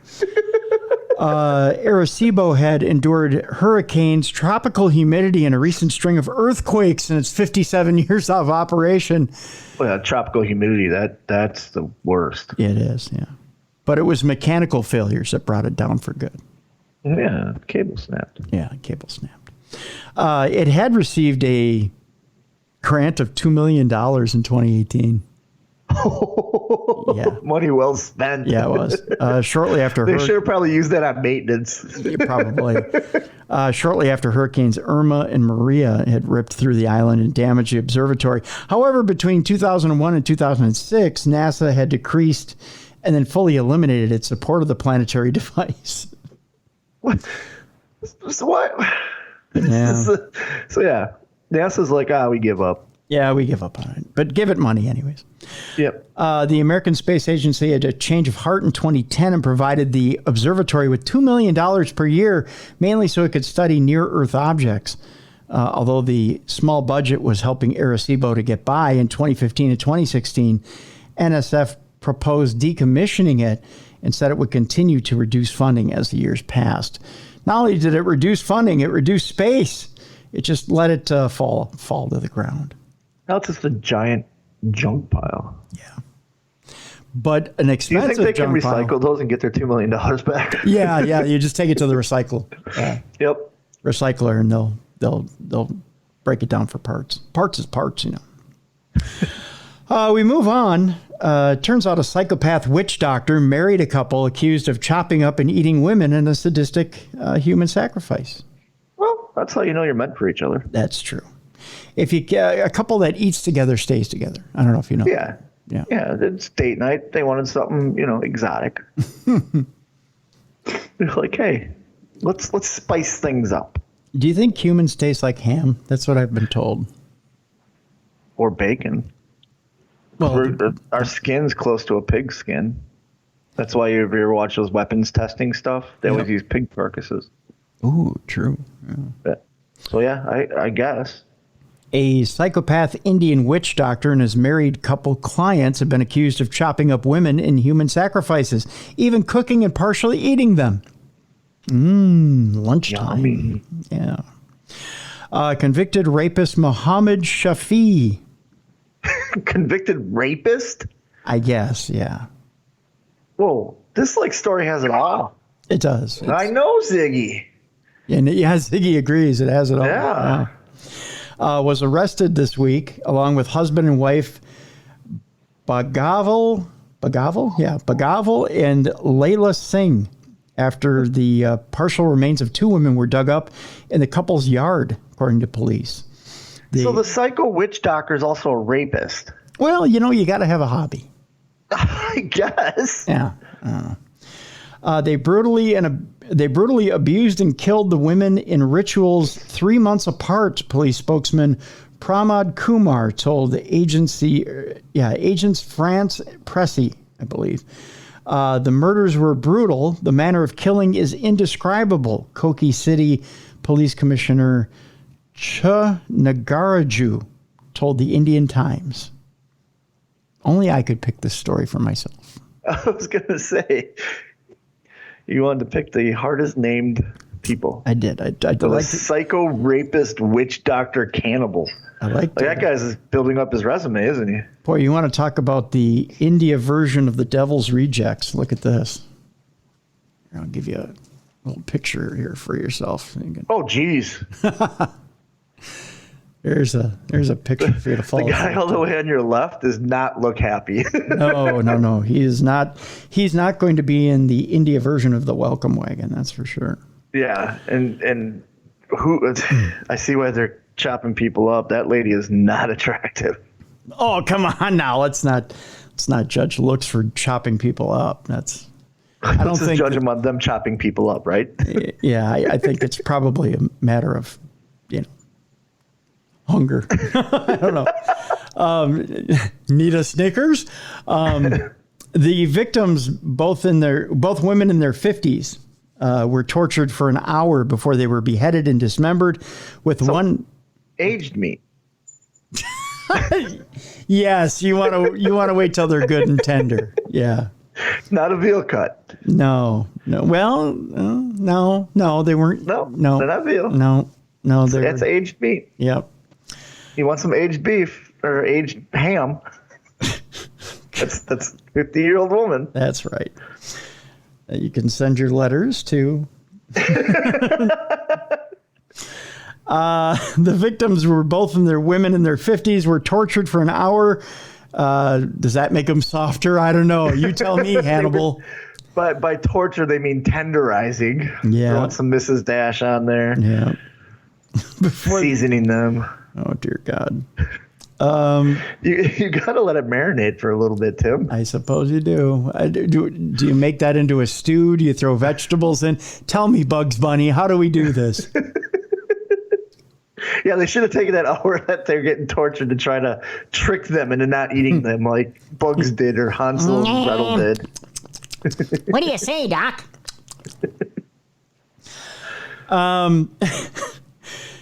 So they were, oh God. Then you make me do the Bugs Bunny thing, and then I got to read this line. They were tortured for an hour before they were beheaded and dismembered with one hacked into 56 pieces. Oh, so they're sharing. Yeah, they're sharing, Bruiser. They're sharing. They made a stew then, 56 pieces. That's a stew. God, maybe it was small cutlets. It was Brazilian style. They brought it around on a silver platter. Yeah. Table to table. When you were done. What do you mean table to table? There's one table. There's three of them. Well, maybe they had friends over. Maybe you flipped your card over when you were done eating. It was like fogo de show. Layla Singh later confessed to eating parts of the bodies, claiming witch Dr. Shafi promised it would bring them riches. Oh, there's a reason to eat them. I don't see how that brings you riches. I think he said, "Oh yes, please eat. It brings you riches." And then all of a sudden he's in the back room going, eating it. Maybe you accidentally swallow their wallet. I don't know. A portion of the bodies were cooked and consumed by the three accused, the local commissioner told the paper. After the killing, Shafi, who had only been released this year for the rape and attempted murder of a 75-year-old woman. Why is he free? So, that's the question. I don't know. Had sex with Layla Singh while her husband prayed nearby. Oh, okay. So that's a racket. Little after dinner exercise while the hubby prayed to God that he wouldn't get sent to hell, I guess. I don't know. So the religion we're going to practice is called cuckold. Huh? You just kneel over there. The cuckold religion. You pray. Bang your wife. I'll feed you after. Don't ask what it is. Dessert. I have 56 steaks just for you. Oh, my God. Police believe Shafi was the ringleader, saying he hoodwinked. No way. I guess, yeah. The rapist attempting murder of witch doctor? No.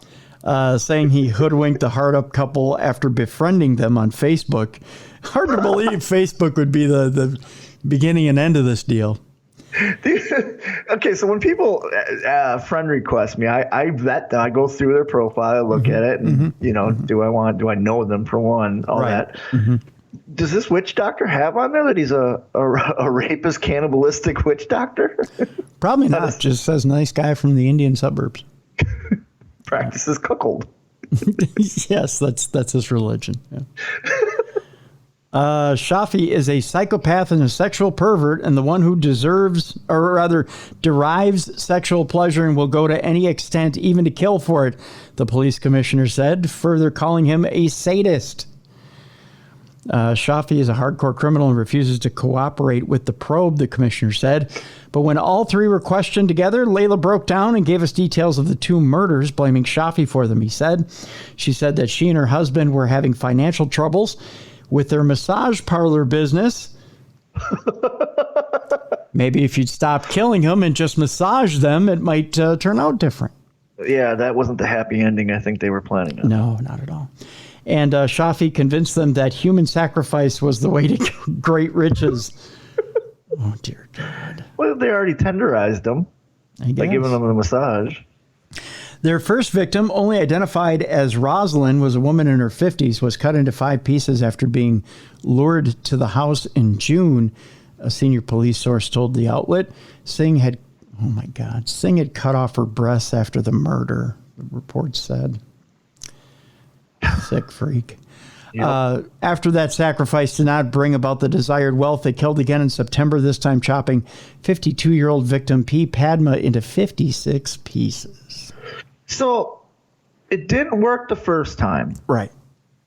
He convinced them that it'll work a second time. I guess. How many times do you go before you realize, you know what, this guy just likes killing people? 3. 3. Okay, no, 3. I got you. I'm kidding. No. If you do this one more time, we're out. Shafi mutilated Padma's genitals and slit her throat. Yeah, that's a psychopath. Yeah. The second murder was far more brutal because after the first, Singh reached out to Shafi, complaining that he had seen no gain of material wealth. Oh, that's the reason it's so brutal. Not the fact that they murdered somebody. Right. Here. And was told that there needed to be a more gruesome sacrifice because the family was under a curse. What the hell? Yeah, the curse is you, dickwad. Yeah. All 3 appeared in court this past week, and they were ordered held for 14 days ahead of another hearing. An investigation. They better not let this butt munch out of prison. Oh, I'm sure they won't. An investigation is continuing into whether there may have been more victims, police confirmed. Abducting and killing people for wealth and superstitious belief is a crime which is beyond imagination in a state like Kerala Chief Minister Pinarayi Vijayan told the local media. Experts say belief in witchcraft and the occult remains widespread in many tribal and remote areas of India, where occasional incidents of human sacrifice have been reported. Earlier this month, 2 men were arrested for allegedly killing a 6-year-old child in the capital of New Delhi. The construction workers told police they were under the influence of cannabis and murdered the boy as a sacrifice to the Hindu god Shiva to get rich. Not good. Mental note, when in India, don't go to anybody's house. Well, I don't think that's the lesson here, Bruiser. It's not the lesson. I'm having financial troubles. Don't kill people. Yeah, that's right. That's the lesson. Well, if you think about it, though, it did take care of their financial troubles because they don't need finances now. They'll be in prison for the rest of their lives. So technically it worked. 3 hots and a cot. Yep. We move on, Bruiser. It's that time of the program when we talk about AI. I'm not even going to raise my voice. I'm just terrified. Eric Schmidt thinks that AI is as powerful as nukes. Okay, yeah. I did it. I raised my voice. An AI deterrence regime would necessitate an AI Hiroshima, he says. Former Google CEO Eric Schmidt compared AI to nuclear weapons and called for a deterrence regime. I keep getting those two words mixed up. Similar to the mutually assured destruction that keeps the world's most powerful countries from destroying each other, Schmidt talked about the dangers of AI at the Aspen Security Forum at a panel on national security and artificial intelligence on July 22nd. While fielding a question about the value of morality in tech, Schmidt explained that he himself had been naive about the power of information in the early days of Google. He then called for tech to be better in line with the ethics and morals of the people it serves and made a bizarre comparison between AI and nuclear weapons. So this really isn't that bad of a story. He's admitting that it's wrong. Yeah. Schmidt imagined a near future where China and the U.S. needed to cement a treaty around AI. He says in the 50s and 60s, we eventually worked out a world where there was no surprise rule about nuclear tests, and eventually they were banned. It's an example of the balance of trust or lack of trust. It's a no surprises rule. I'm very concerned that the U.S. view of China as corrupt or communist or whatever, and the Chinese view of America as failing will allow people to say, oh my God, they're up to something, and then begin some sort of a conundrum, begin some kind of thing where because you are arming or getting ready, you then trigger the other side. We don't have anyone working on that, and yet AI is that powerful. Yeah, so get it through your skulls, everybody. AI is not good. That's essentially what he's saying, yeah. AI wants to kill us. According to the article, it says the problem is that the problem with AI is not that it has the potential world-destroying force of a nuclear weapon. It's that AI is only as good as the people who designed it, and that they reflect the values of their creators. AI suffers from the classic garbage in, garbage out problem. It says racist algorithms make racist robots.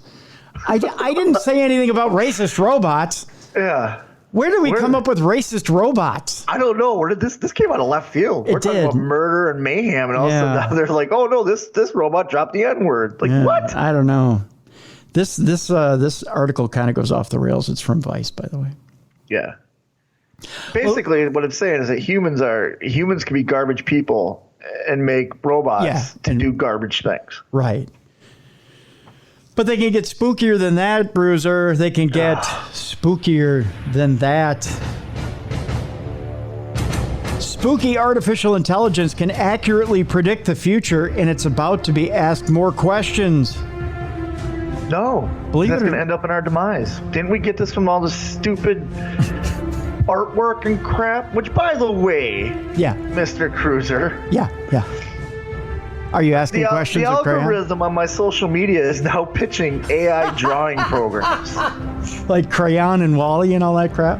It's like a bunch of stuff where they will let AI I'm getting a lot of it now, too, yeah. I'm getting stories about Crayon and Wall-E. Listeners, I love you. I love every one of our listeners. But stop sending me the trailer for that Megan movie. I know. It came up on Peacock when I was watching. Yeah. Me too. And then you had sent it to me way before that, but I've gotten it about 30 to 35 times now from listeners sending it going nightmare. And it's same quote, nightmare fuel. Nightmare fuel. Yes, it is nightmare fuel. Tim and I have both said that. Yeah. We've seen enough of it. Yeah. We'll review it here on the show when it comes out. Artificial intelligence was asked to predict the future and was right over 99% of the time, according to new research. How? Okay. Yeah. So who needs psychics? You have AI. It depends what it's predicting. Like if it predicts, am I going to use the restroom the next hour? Yes, Dave, you will pee in the next hour. And then I go pee. Like, yeah, okay. Yeah. But if it's giving me lottery numbers. Oh, lottery numbers. Yeah.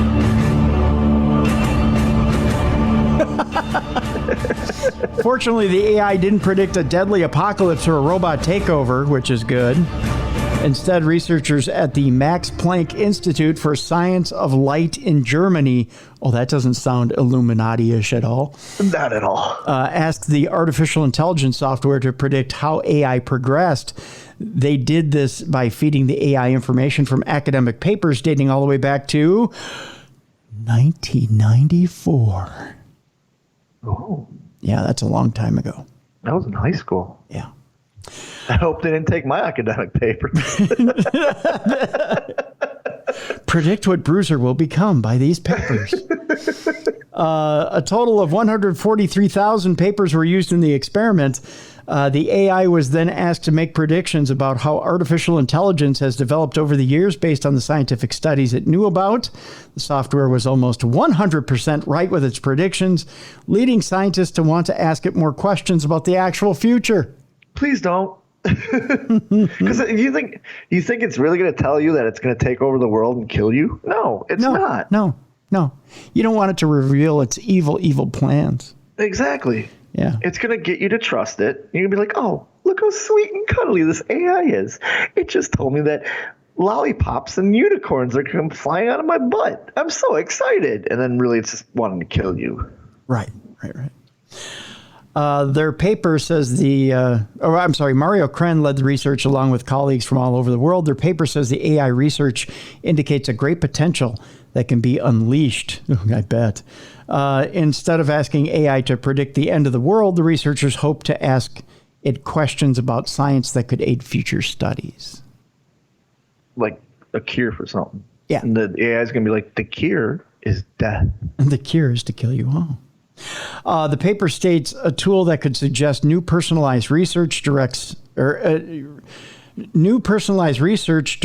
and ideas by taking insights from the scientific literature could significantly accelerate the progress of science. A field that might benefit from such an approach is artificial intelligence research. The hope is that AI will be able to aid human scientists in research in the future.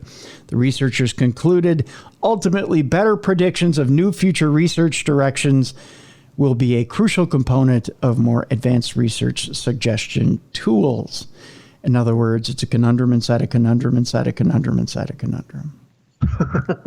How do you like them apples? I don't like AI apples.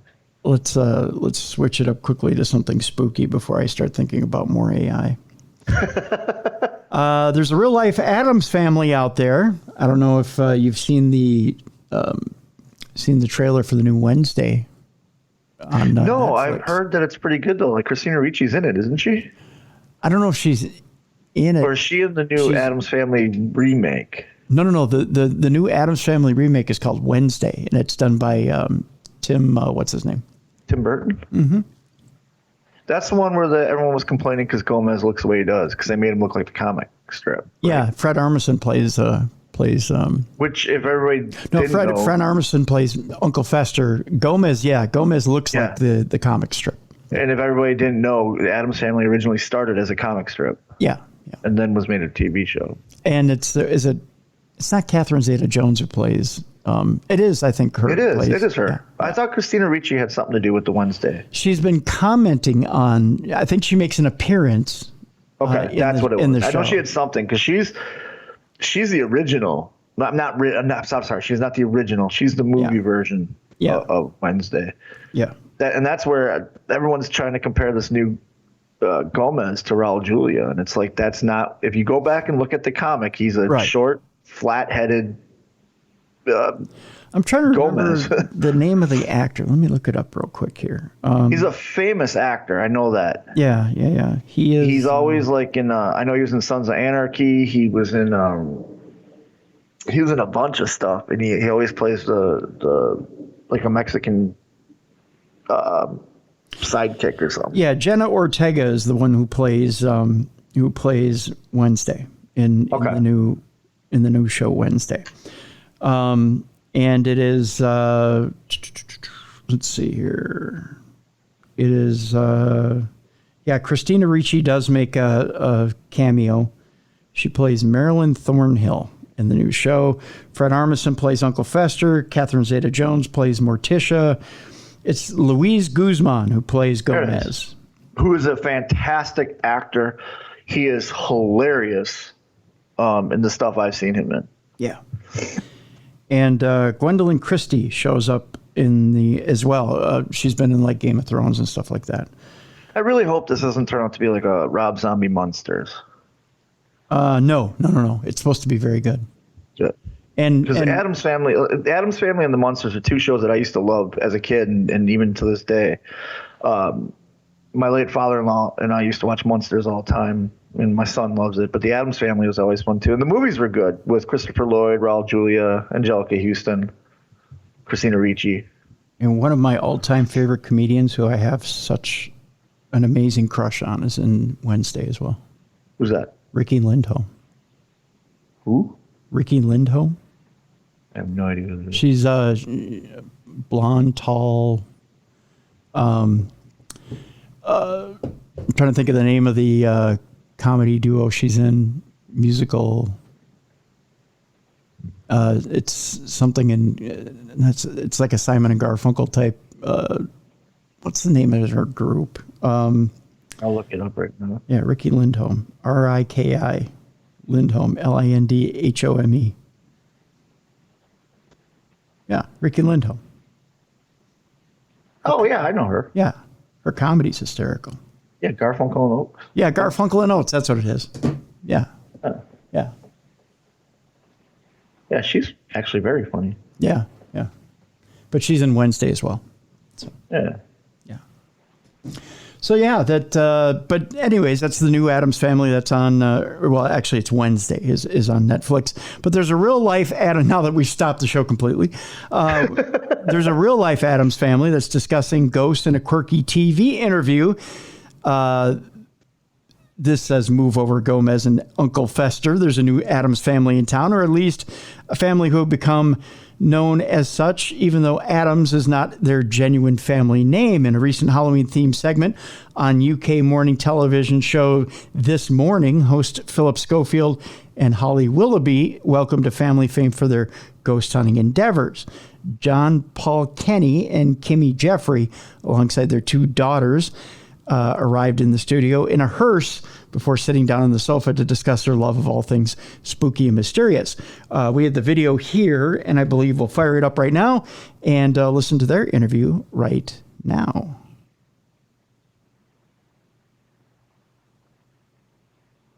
Now, on first glance, you might think our next guests are just like any other family, but behind closed doors, they live quite an unusual life. Alongside their two young daughters, Snow and Pebble, JP Kenny and his partner Kimmy Jeffrey like to spend their spare time hunting for ghosts and attempting to speak with spirits. This has led to many people dubbing them the real-life Addams Family, and they're arriving in our studio now to tell us more in their very unique family car. And here it comes. This is a first for this morning, isn't it? Yeah. Had many vehicles. It's a worrying sight. Da,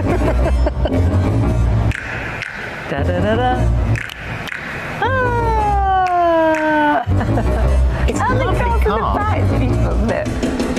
And here they are now. Welcome. We have got JP, Kimmy, and Snow and Pebble in the back of the car. Hello. Hi guys. Welcome, Do welcome. come and join us. Hi. Come and have a How are seat on you? our sofa. Nice to see you. You look lovely, girls. Look at you beautiful girls. Come and join us. guys. Welcome. Nice to meet you. That's quite the entrance. So that, there. well, we've not had that before. No, All sorts of that's cars that have come through those doors, but we've never had a hearse before. We'll come to that in just a moment. So let's figure out, what is going on here. Have you always had an interest in ghosts and spirits? Yeah, so since we've been young, haven't we, Kim? Since we've been young, we've always been cold word into the paranormal and into the ghosts. But then we met each other. Yeah. And then obviously met someone with the same interest, and it's just gone from there. And it's grown from there. And in Yeah. fact, you got very serious about it. Otherwise, after you bought some tickets and you went to go and see this sort of scary ghost hunt, and you actually have now gone on to turn what is a real passion for the both of you into a business. Yeah. Yes. It's the longest birthday present ever. You did very well. You did very, very well. So the company's been set up, and this is the Occult Hauntings. It certainly is. What do you do? What does the company do? So we offer ghost events, sleepovers, don't we? In like haunted mansions, like so you'll choose a location that's kind of known to maybe be a bit Yes, haunted. yes. So it's all got history. We don't learn about the history till the clients go in, then we tell them the history, which was good. But they're all known to have paranormal activity. So we've been to quite a lot of places. So the first one was 30 East Drive, which is the most haunted Did you house see in anything? Europe. Did anything happen? Well, that's where our little pink ghost come from, our little spirit attachment. Explain the pink ghost. Yeah, so we've got a spirit attachment, which we see around the house. Yeah. Likes to play with all the toys, likes to join Pebble with the Barbies, which is good Is for. it a young spirit? We think it's a young girl, don't we? Oh, Yes. you do? Yeah. Yeah, a young child. So So And you you actually can't see class her. this as being a sort of a third child, really, Yes, don't you? yeah. And it be so attached that you think that it would be here now. We might be sitting next to you, Phil, right behind you, or in between. At least there's a seat. In between us. Yeah. Yeah, she makes herself known. We can feel her presence. We don't know her name.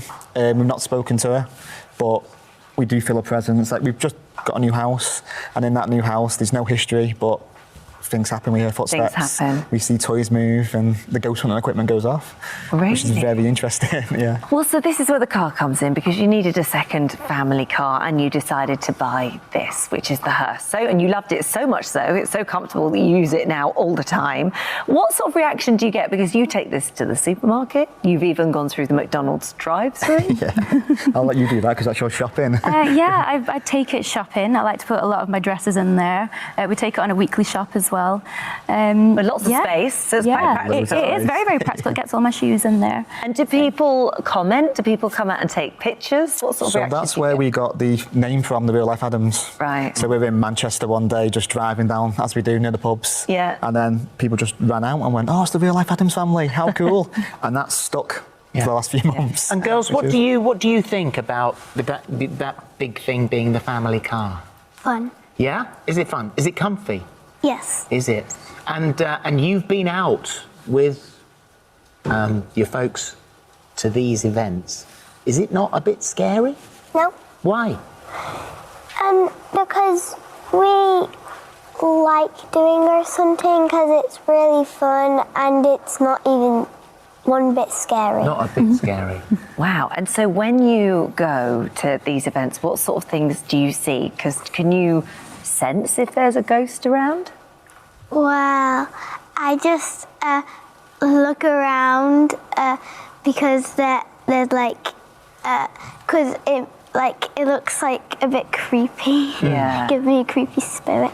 And then sometimes I see stuff. Have you? What sort of stuff have you seen? Because there are loads of programs on the telly that do the sort of ghost hunting type of thing, and there's never been, to my knowledge, one specific moment where you had suddenly had the proof. Oh my goodness, there it is. There's a bang or a cupboard opens or whatever. So, what have you seen that makes you think, yep, definitely there are ghosts?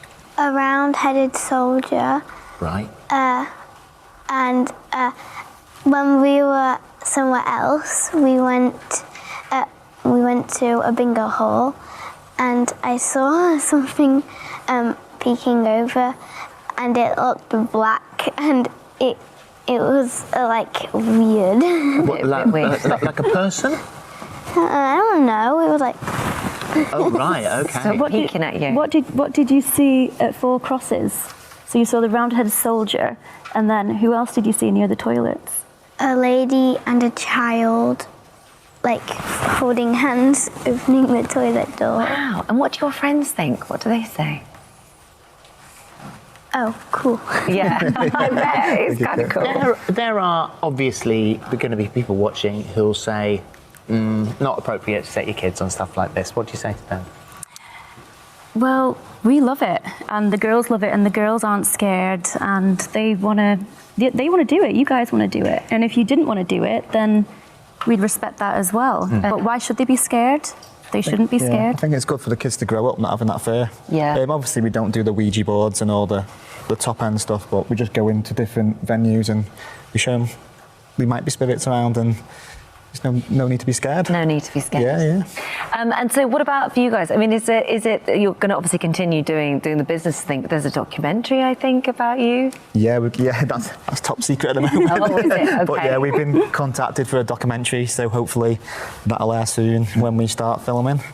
Just following our family around on Brilliant. ghost hunts. Brilliant. And friends and family all fully supportive?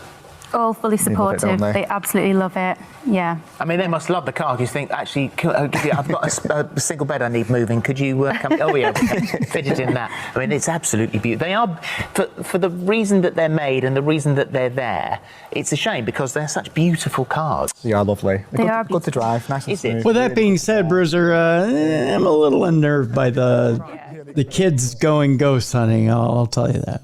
I am too, and you have to have some sort of fear going into a haunt, like, because you don't know what you're dealing with.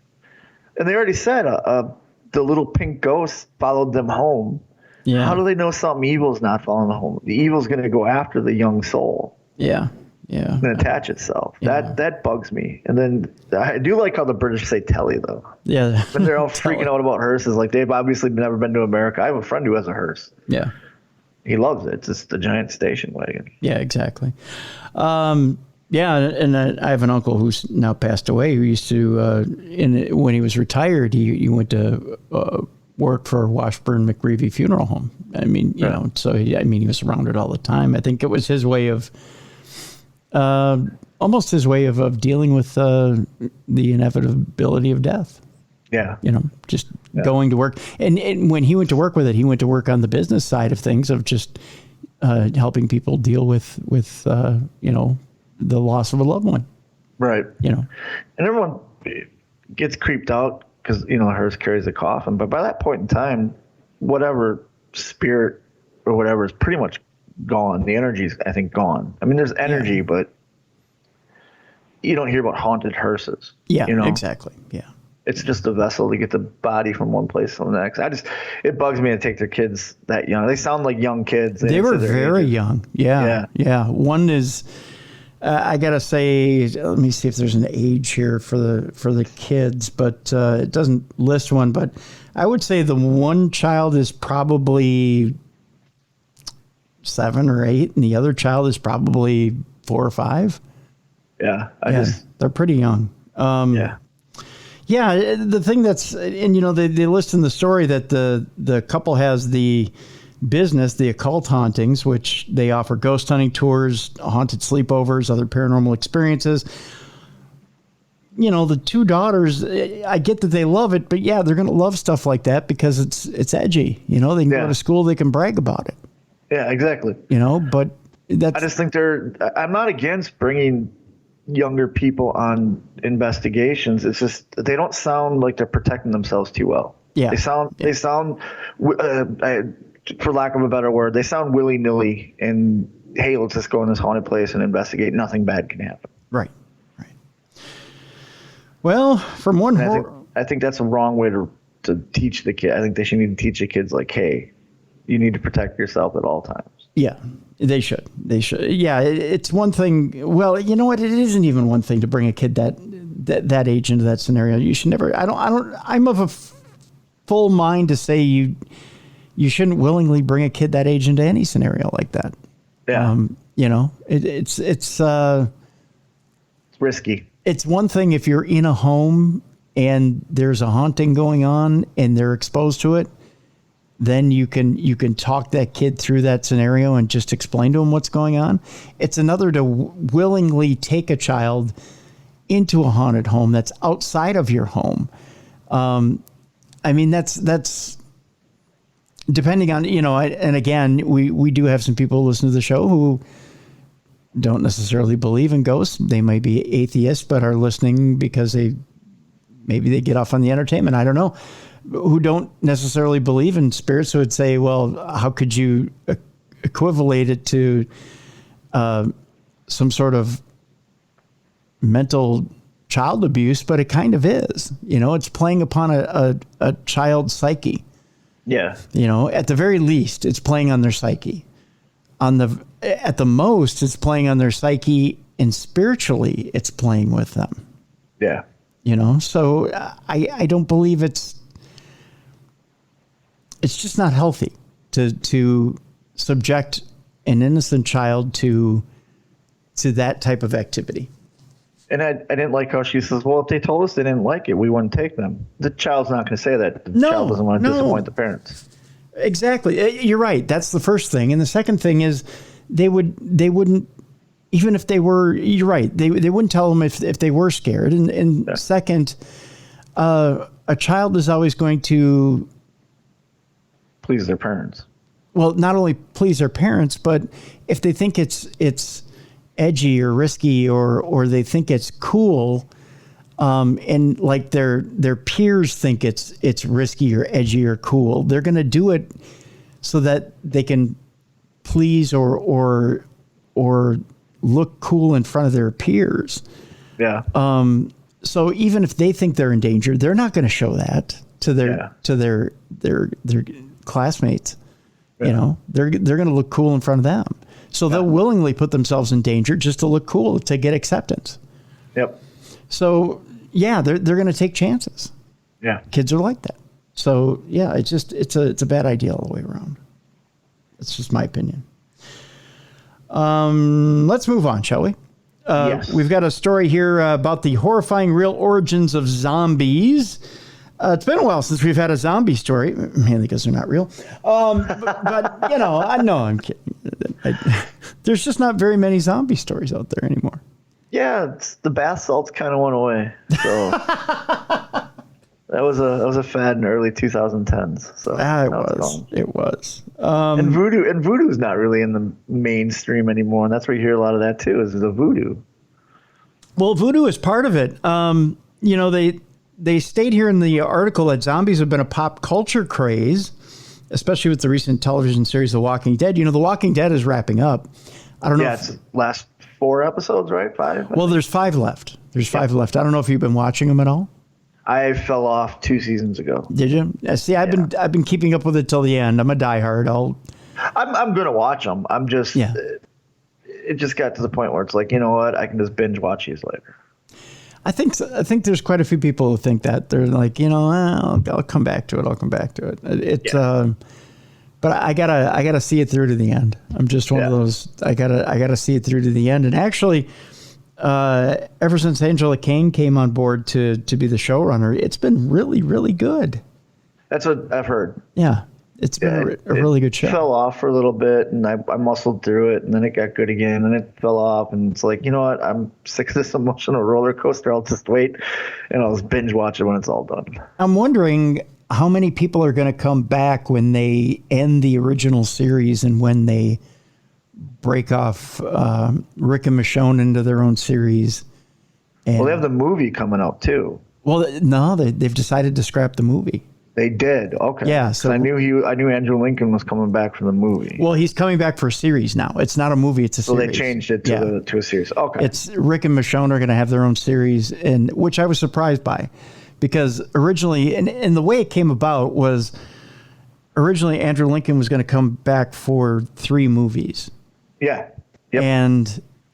And maybe they might still have those movies loaded up, but I think it was 7 months ago, Andrew Lincoln made a statement to, I forget which magazine it was. He said, you know, I really wish, I think his problem was with Scott M. Gimple, who was the showrunner before Angela Kang. And really, he was the guy who screwed up The Walking Dead, let's face it.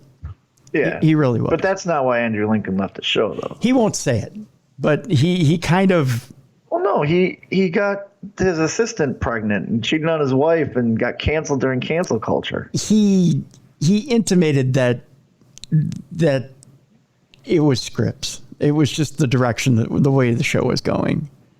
No, he got canceled. He got fired because he was doing something with his assistants and got her pregnant, and his wife didn't know about it. And all this jazz and all this stuff came out. In this new interview, he... Well, of course he's gonna say it. He's gonna say, "Yeah, in this new, I'm a scumbag and did this."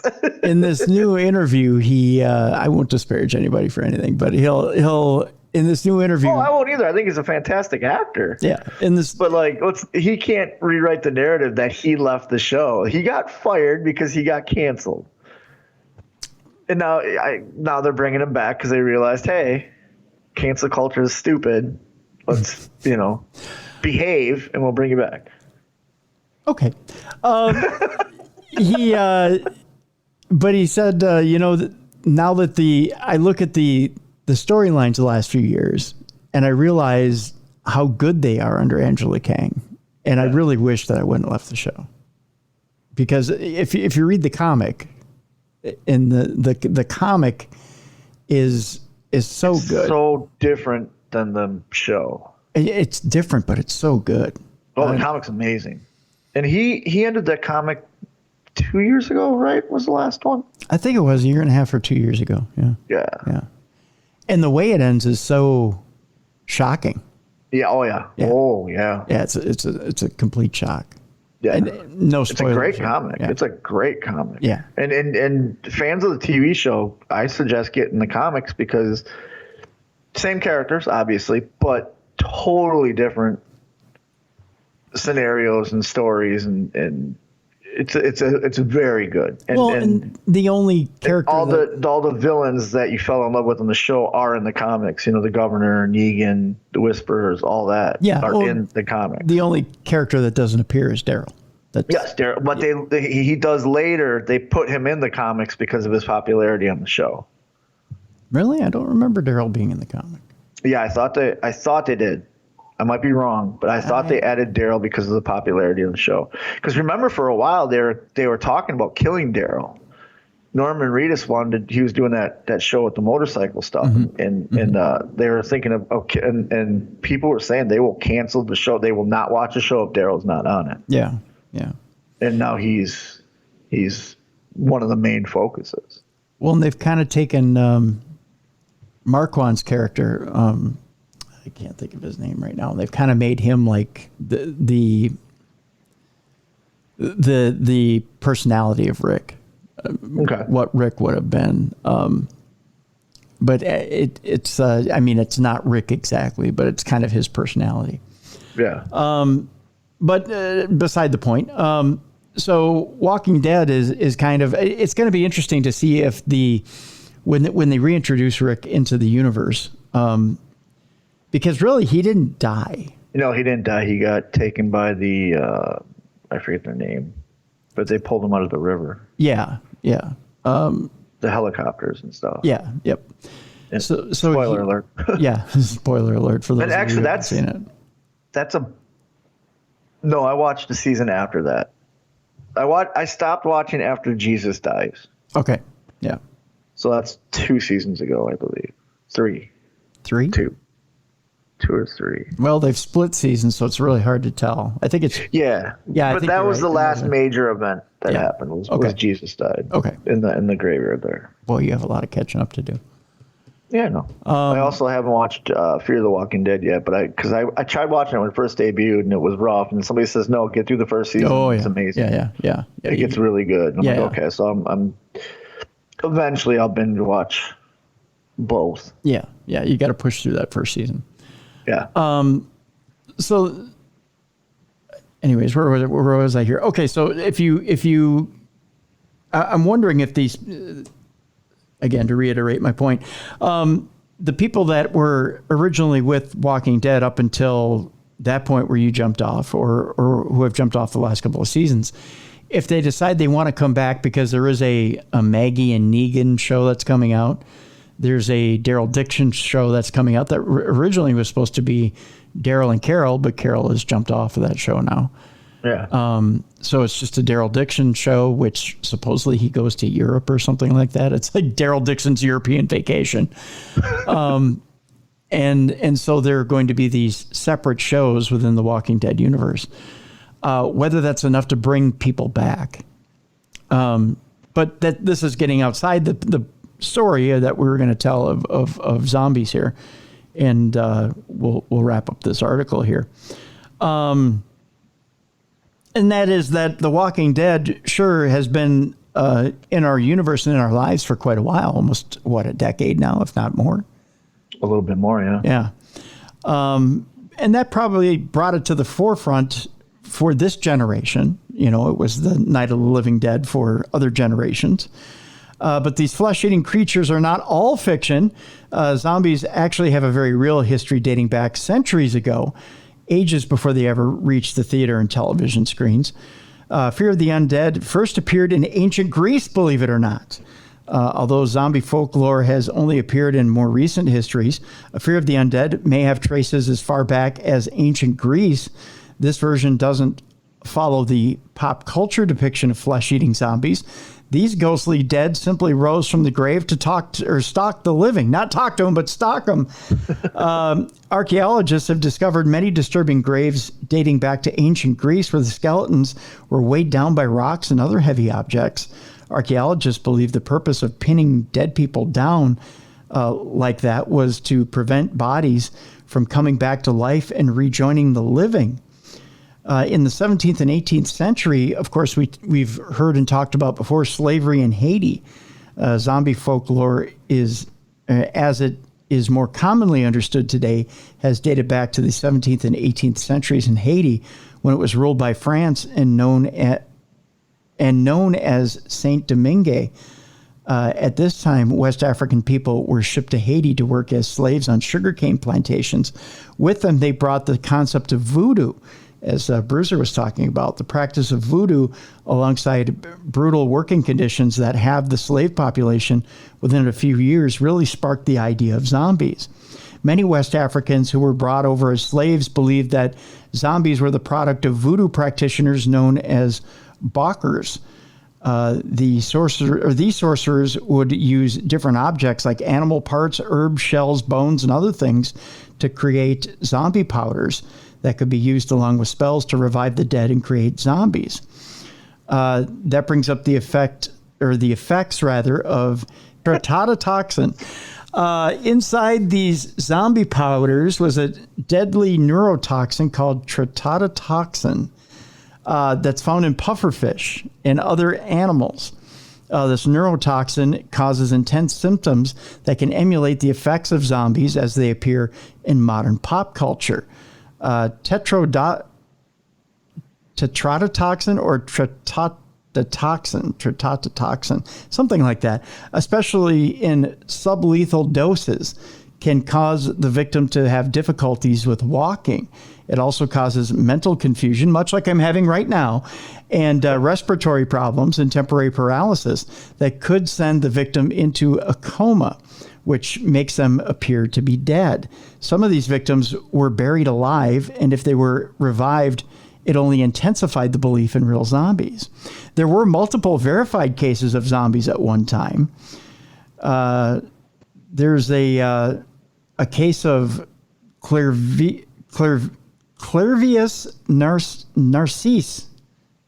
Narcisse, who was declared dead in Albert Schweitzer Hospital on May 2nd of 1962 and was buried in L'Estère the next day and was covered by a memorial slab 10 days later.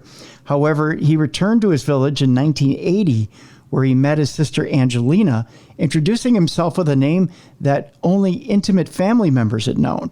He claimed that he had been through zombification. Yeah, I've heard that story. Yeah. That's a great story. Yeah.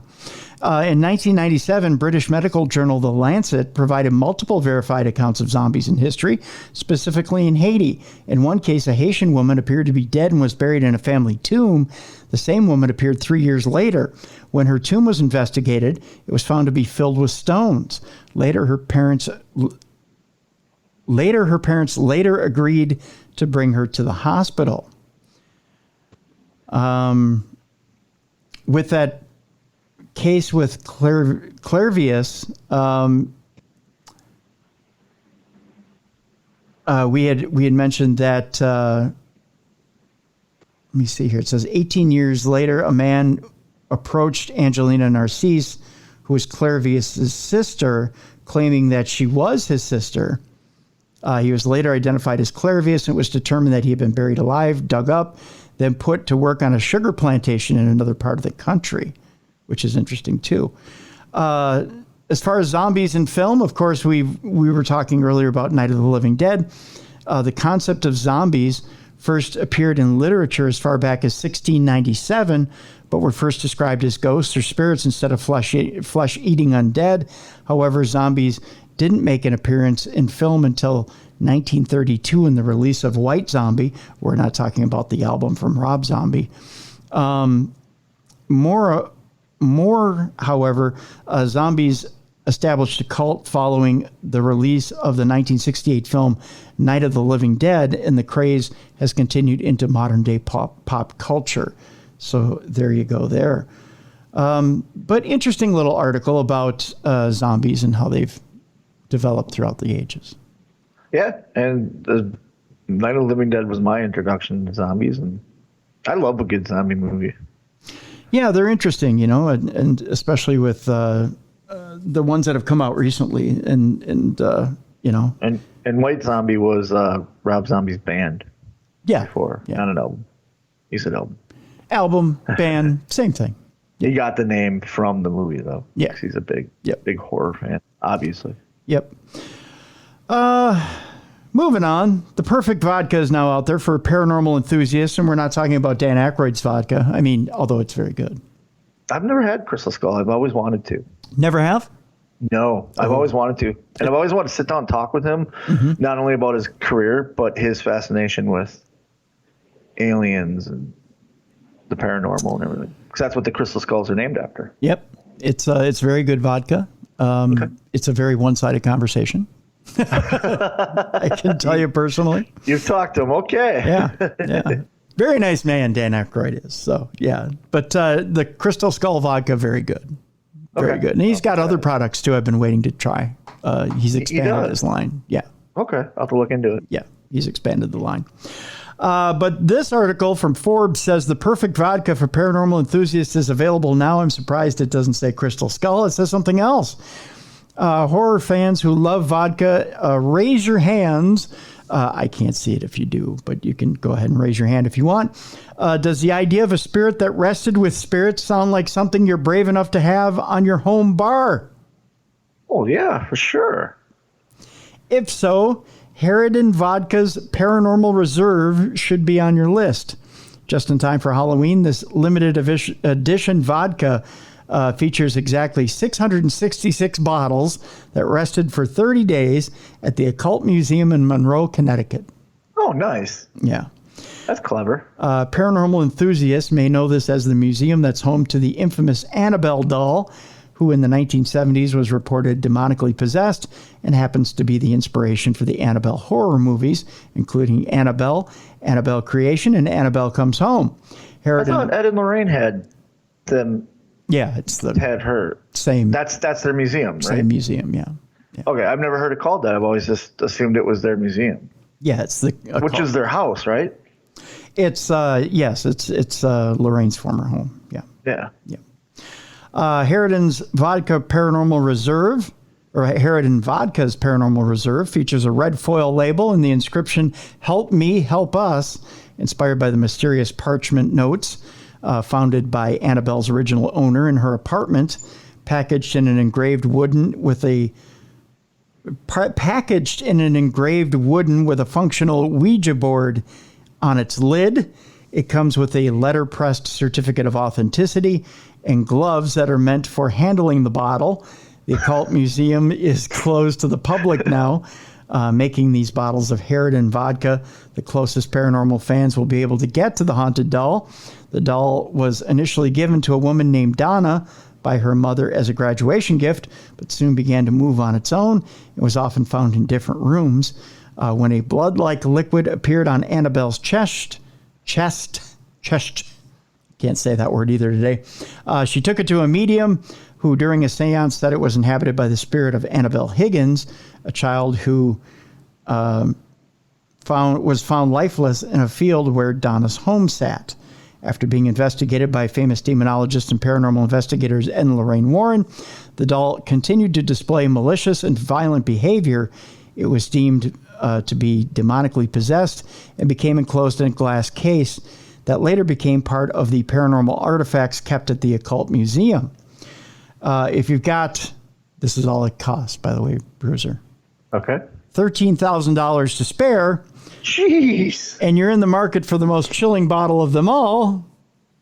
It's $13,000. Oh, if I'm buying it, no one's drinking it. That's right. The 666th bottle of Paranormal Reserve is up for grabs. That's all it'll cost you is $13,000. This especially creepy bottle was placed directly inside Annabelle's original protective case in the museum and is packaged in a one-of-a-kind bespoke wooden case inspired by the one Annabelle currently resides in. This isn't the first creepy edition of Harridan's Paranormal Reserve. Last year sold out in under 12 hours after 60 bottles were rested across 3 of the United States' most haunted locations. I remember this story. They were in the Conjuring House, the Villisca Axe Murder House, and the Trans-Allegheny Lunatic Asylum. Oh, okay. Yeah. All spookiness aside, Harridan vodka is made using organic New York State corn and is double distilled, giving it a floral aroma and creamy mouthfeel. That's what she said. Tasting notes include a citrus and black pepper with a bit of coffee and caramel and a hint of vanilla on the finish. A fan of all things witchcraft and horror movie, CEO and president of Harridan Vodka, Bridget Taylor, says the vodka honors the spirit of defiant women who do not conform to typical female representations. She became horrified and fascinated by the idea that women who did not fit into the patriarchy's concept of what women should be were treated as witches and thereby prosecuted for it.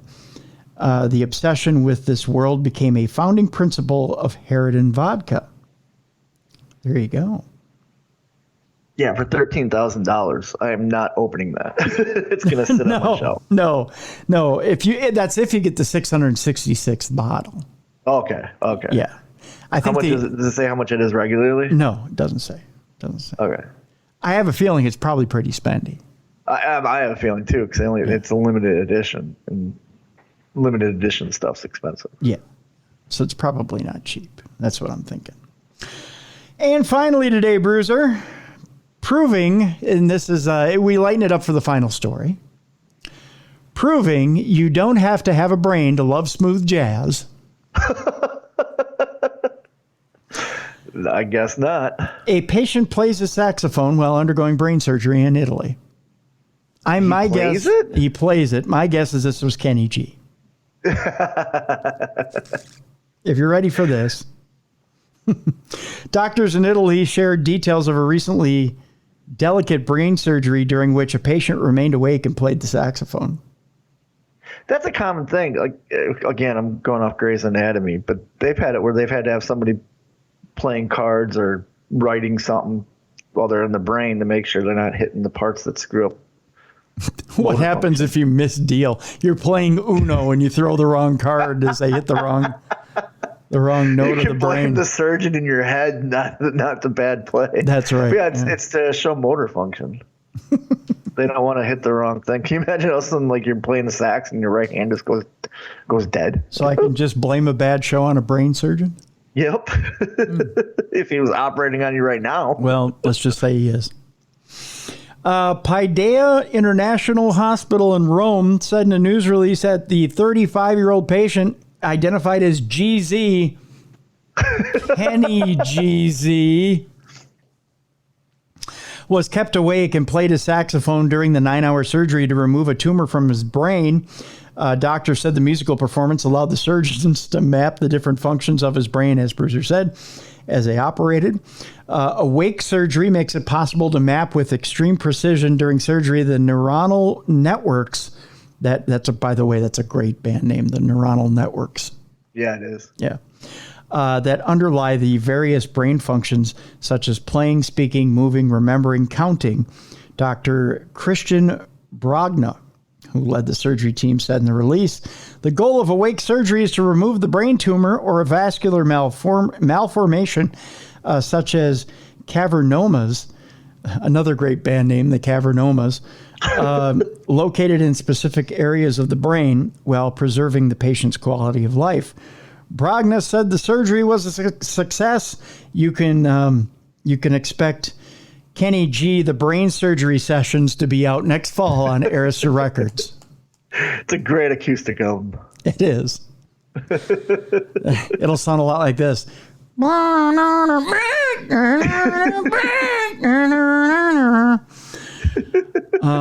Yeah. So that'll be fun.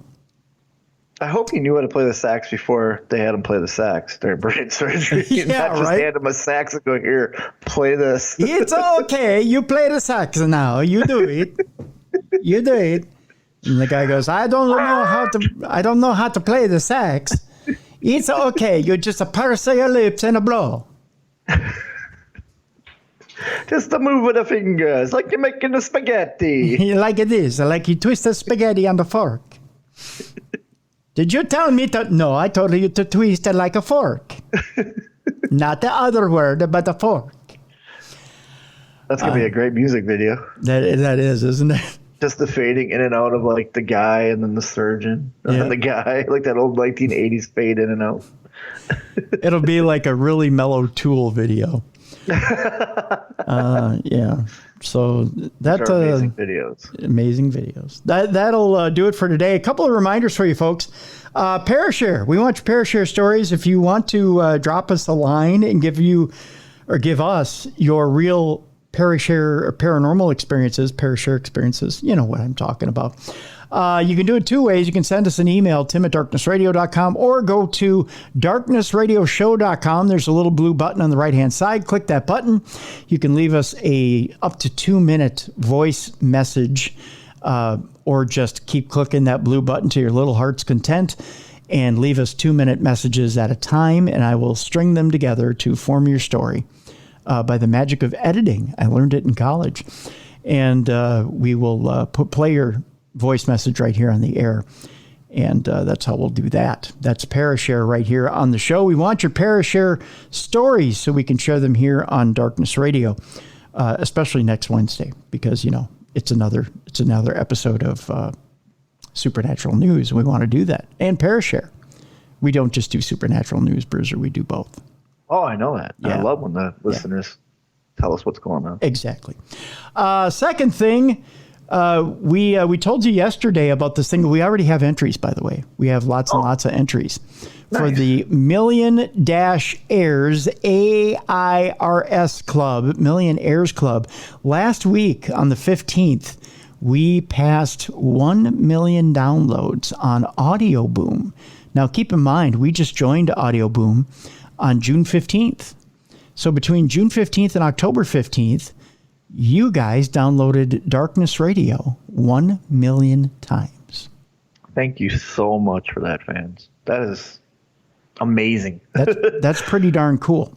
Yeah. So we're celebrating by giving you a one-of-a-kind item, Darkness Radio item. And you're going to join by one of a kind, you mean you don't have it, nope. I don't have it. Nope. Mally and Jess don't have it. Nope. It's just you and you alone. So what we're going to do is we're going to make this one-of-a-kind Darkness Radio Millionaires Club item, and it's going to one listener. So you're going to be a one-of-a-kind million-air. Get it? Millionaires Club. You're going to be inducted into the Millionaires Club. It's just you and you alone, baby. That's it. So send us your entry by email to tim@darknessradio.club. In the subject line, you got to put it this way. Otherwise, you'll be disqualified. I want to be in the Million-Airs AIRS Club. Whatever you put in the body of the email, I don't care.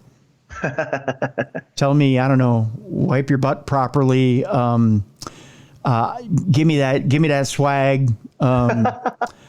You know I'm the one, baby. I don't care what you put in there. I want to be a part of this really, really bad. You know you got to make me the winner. I don't care what you put in there, but make sure your name is in there. And we will draw on Halloween. We're going to draw on Halloween for that one of a kind. I then am going to answer back that email, and then whether it's going to be, I haven't decided if it's going to be a custom jacket, a custom shirt, it could be a custom cooler, it could be a bath towel, it could be something, but it's going to say Darkness Radio Millionaires Club. And I will send them a free 8x10. Yes, and Bruiser's going to send you a custom personalized 8x10. Yes. So I just got some new ones printed. So there you go. There you go. So you are going to be the first member of the Darkness Radio Millionaires Club.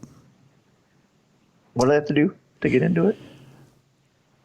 They just have to email you? They just have to email me. tim@darknessradio.com. I want to be in the Millionaires Club in the subject line. Million-Airs, AIRS Club.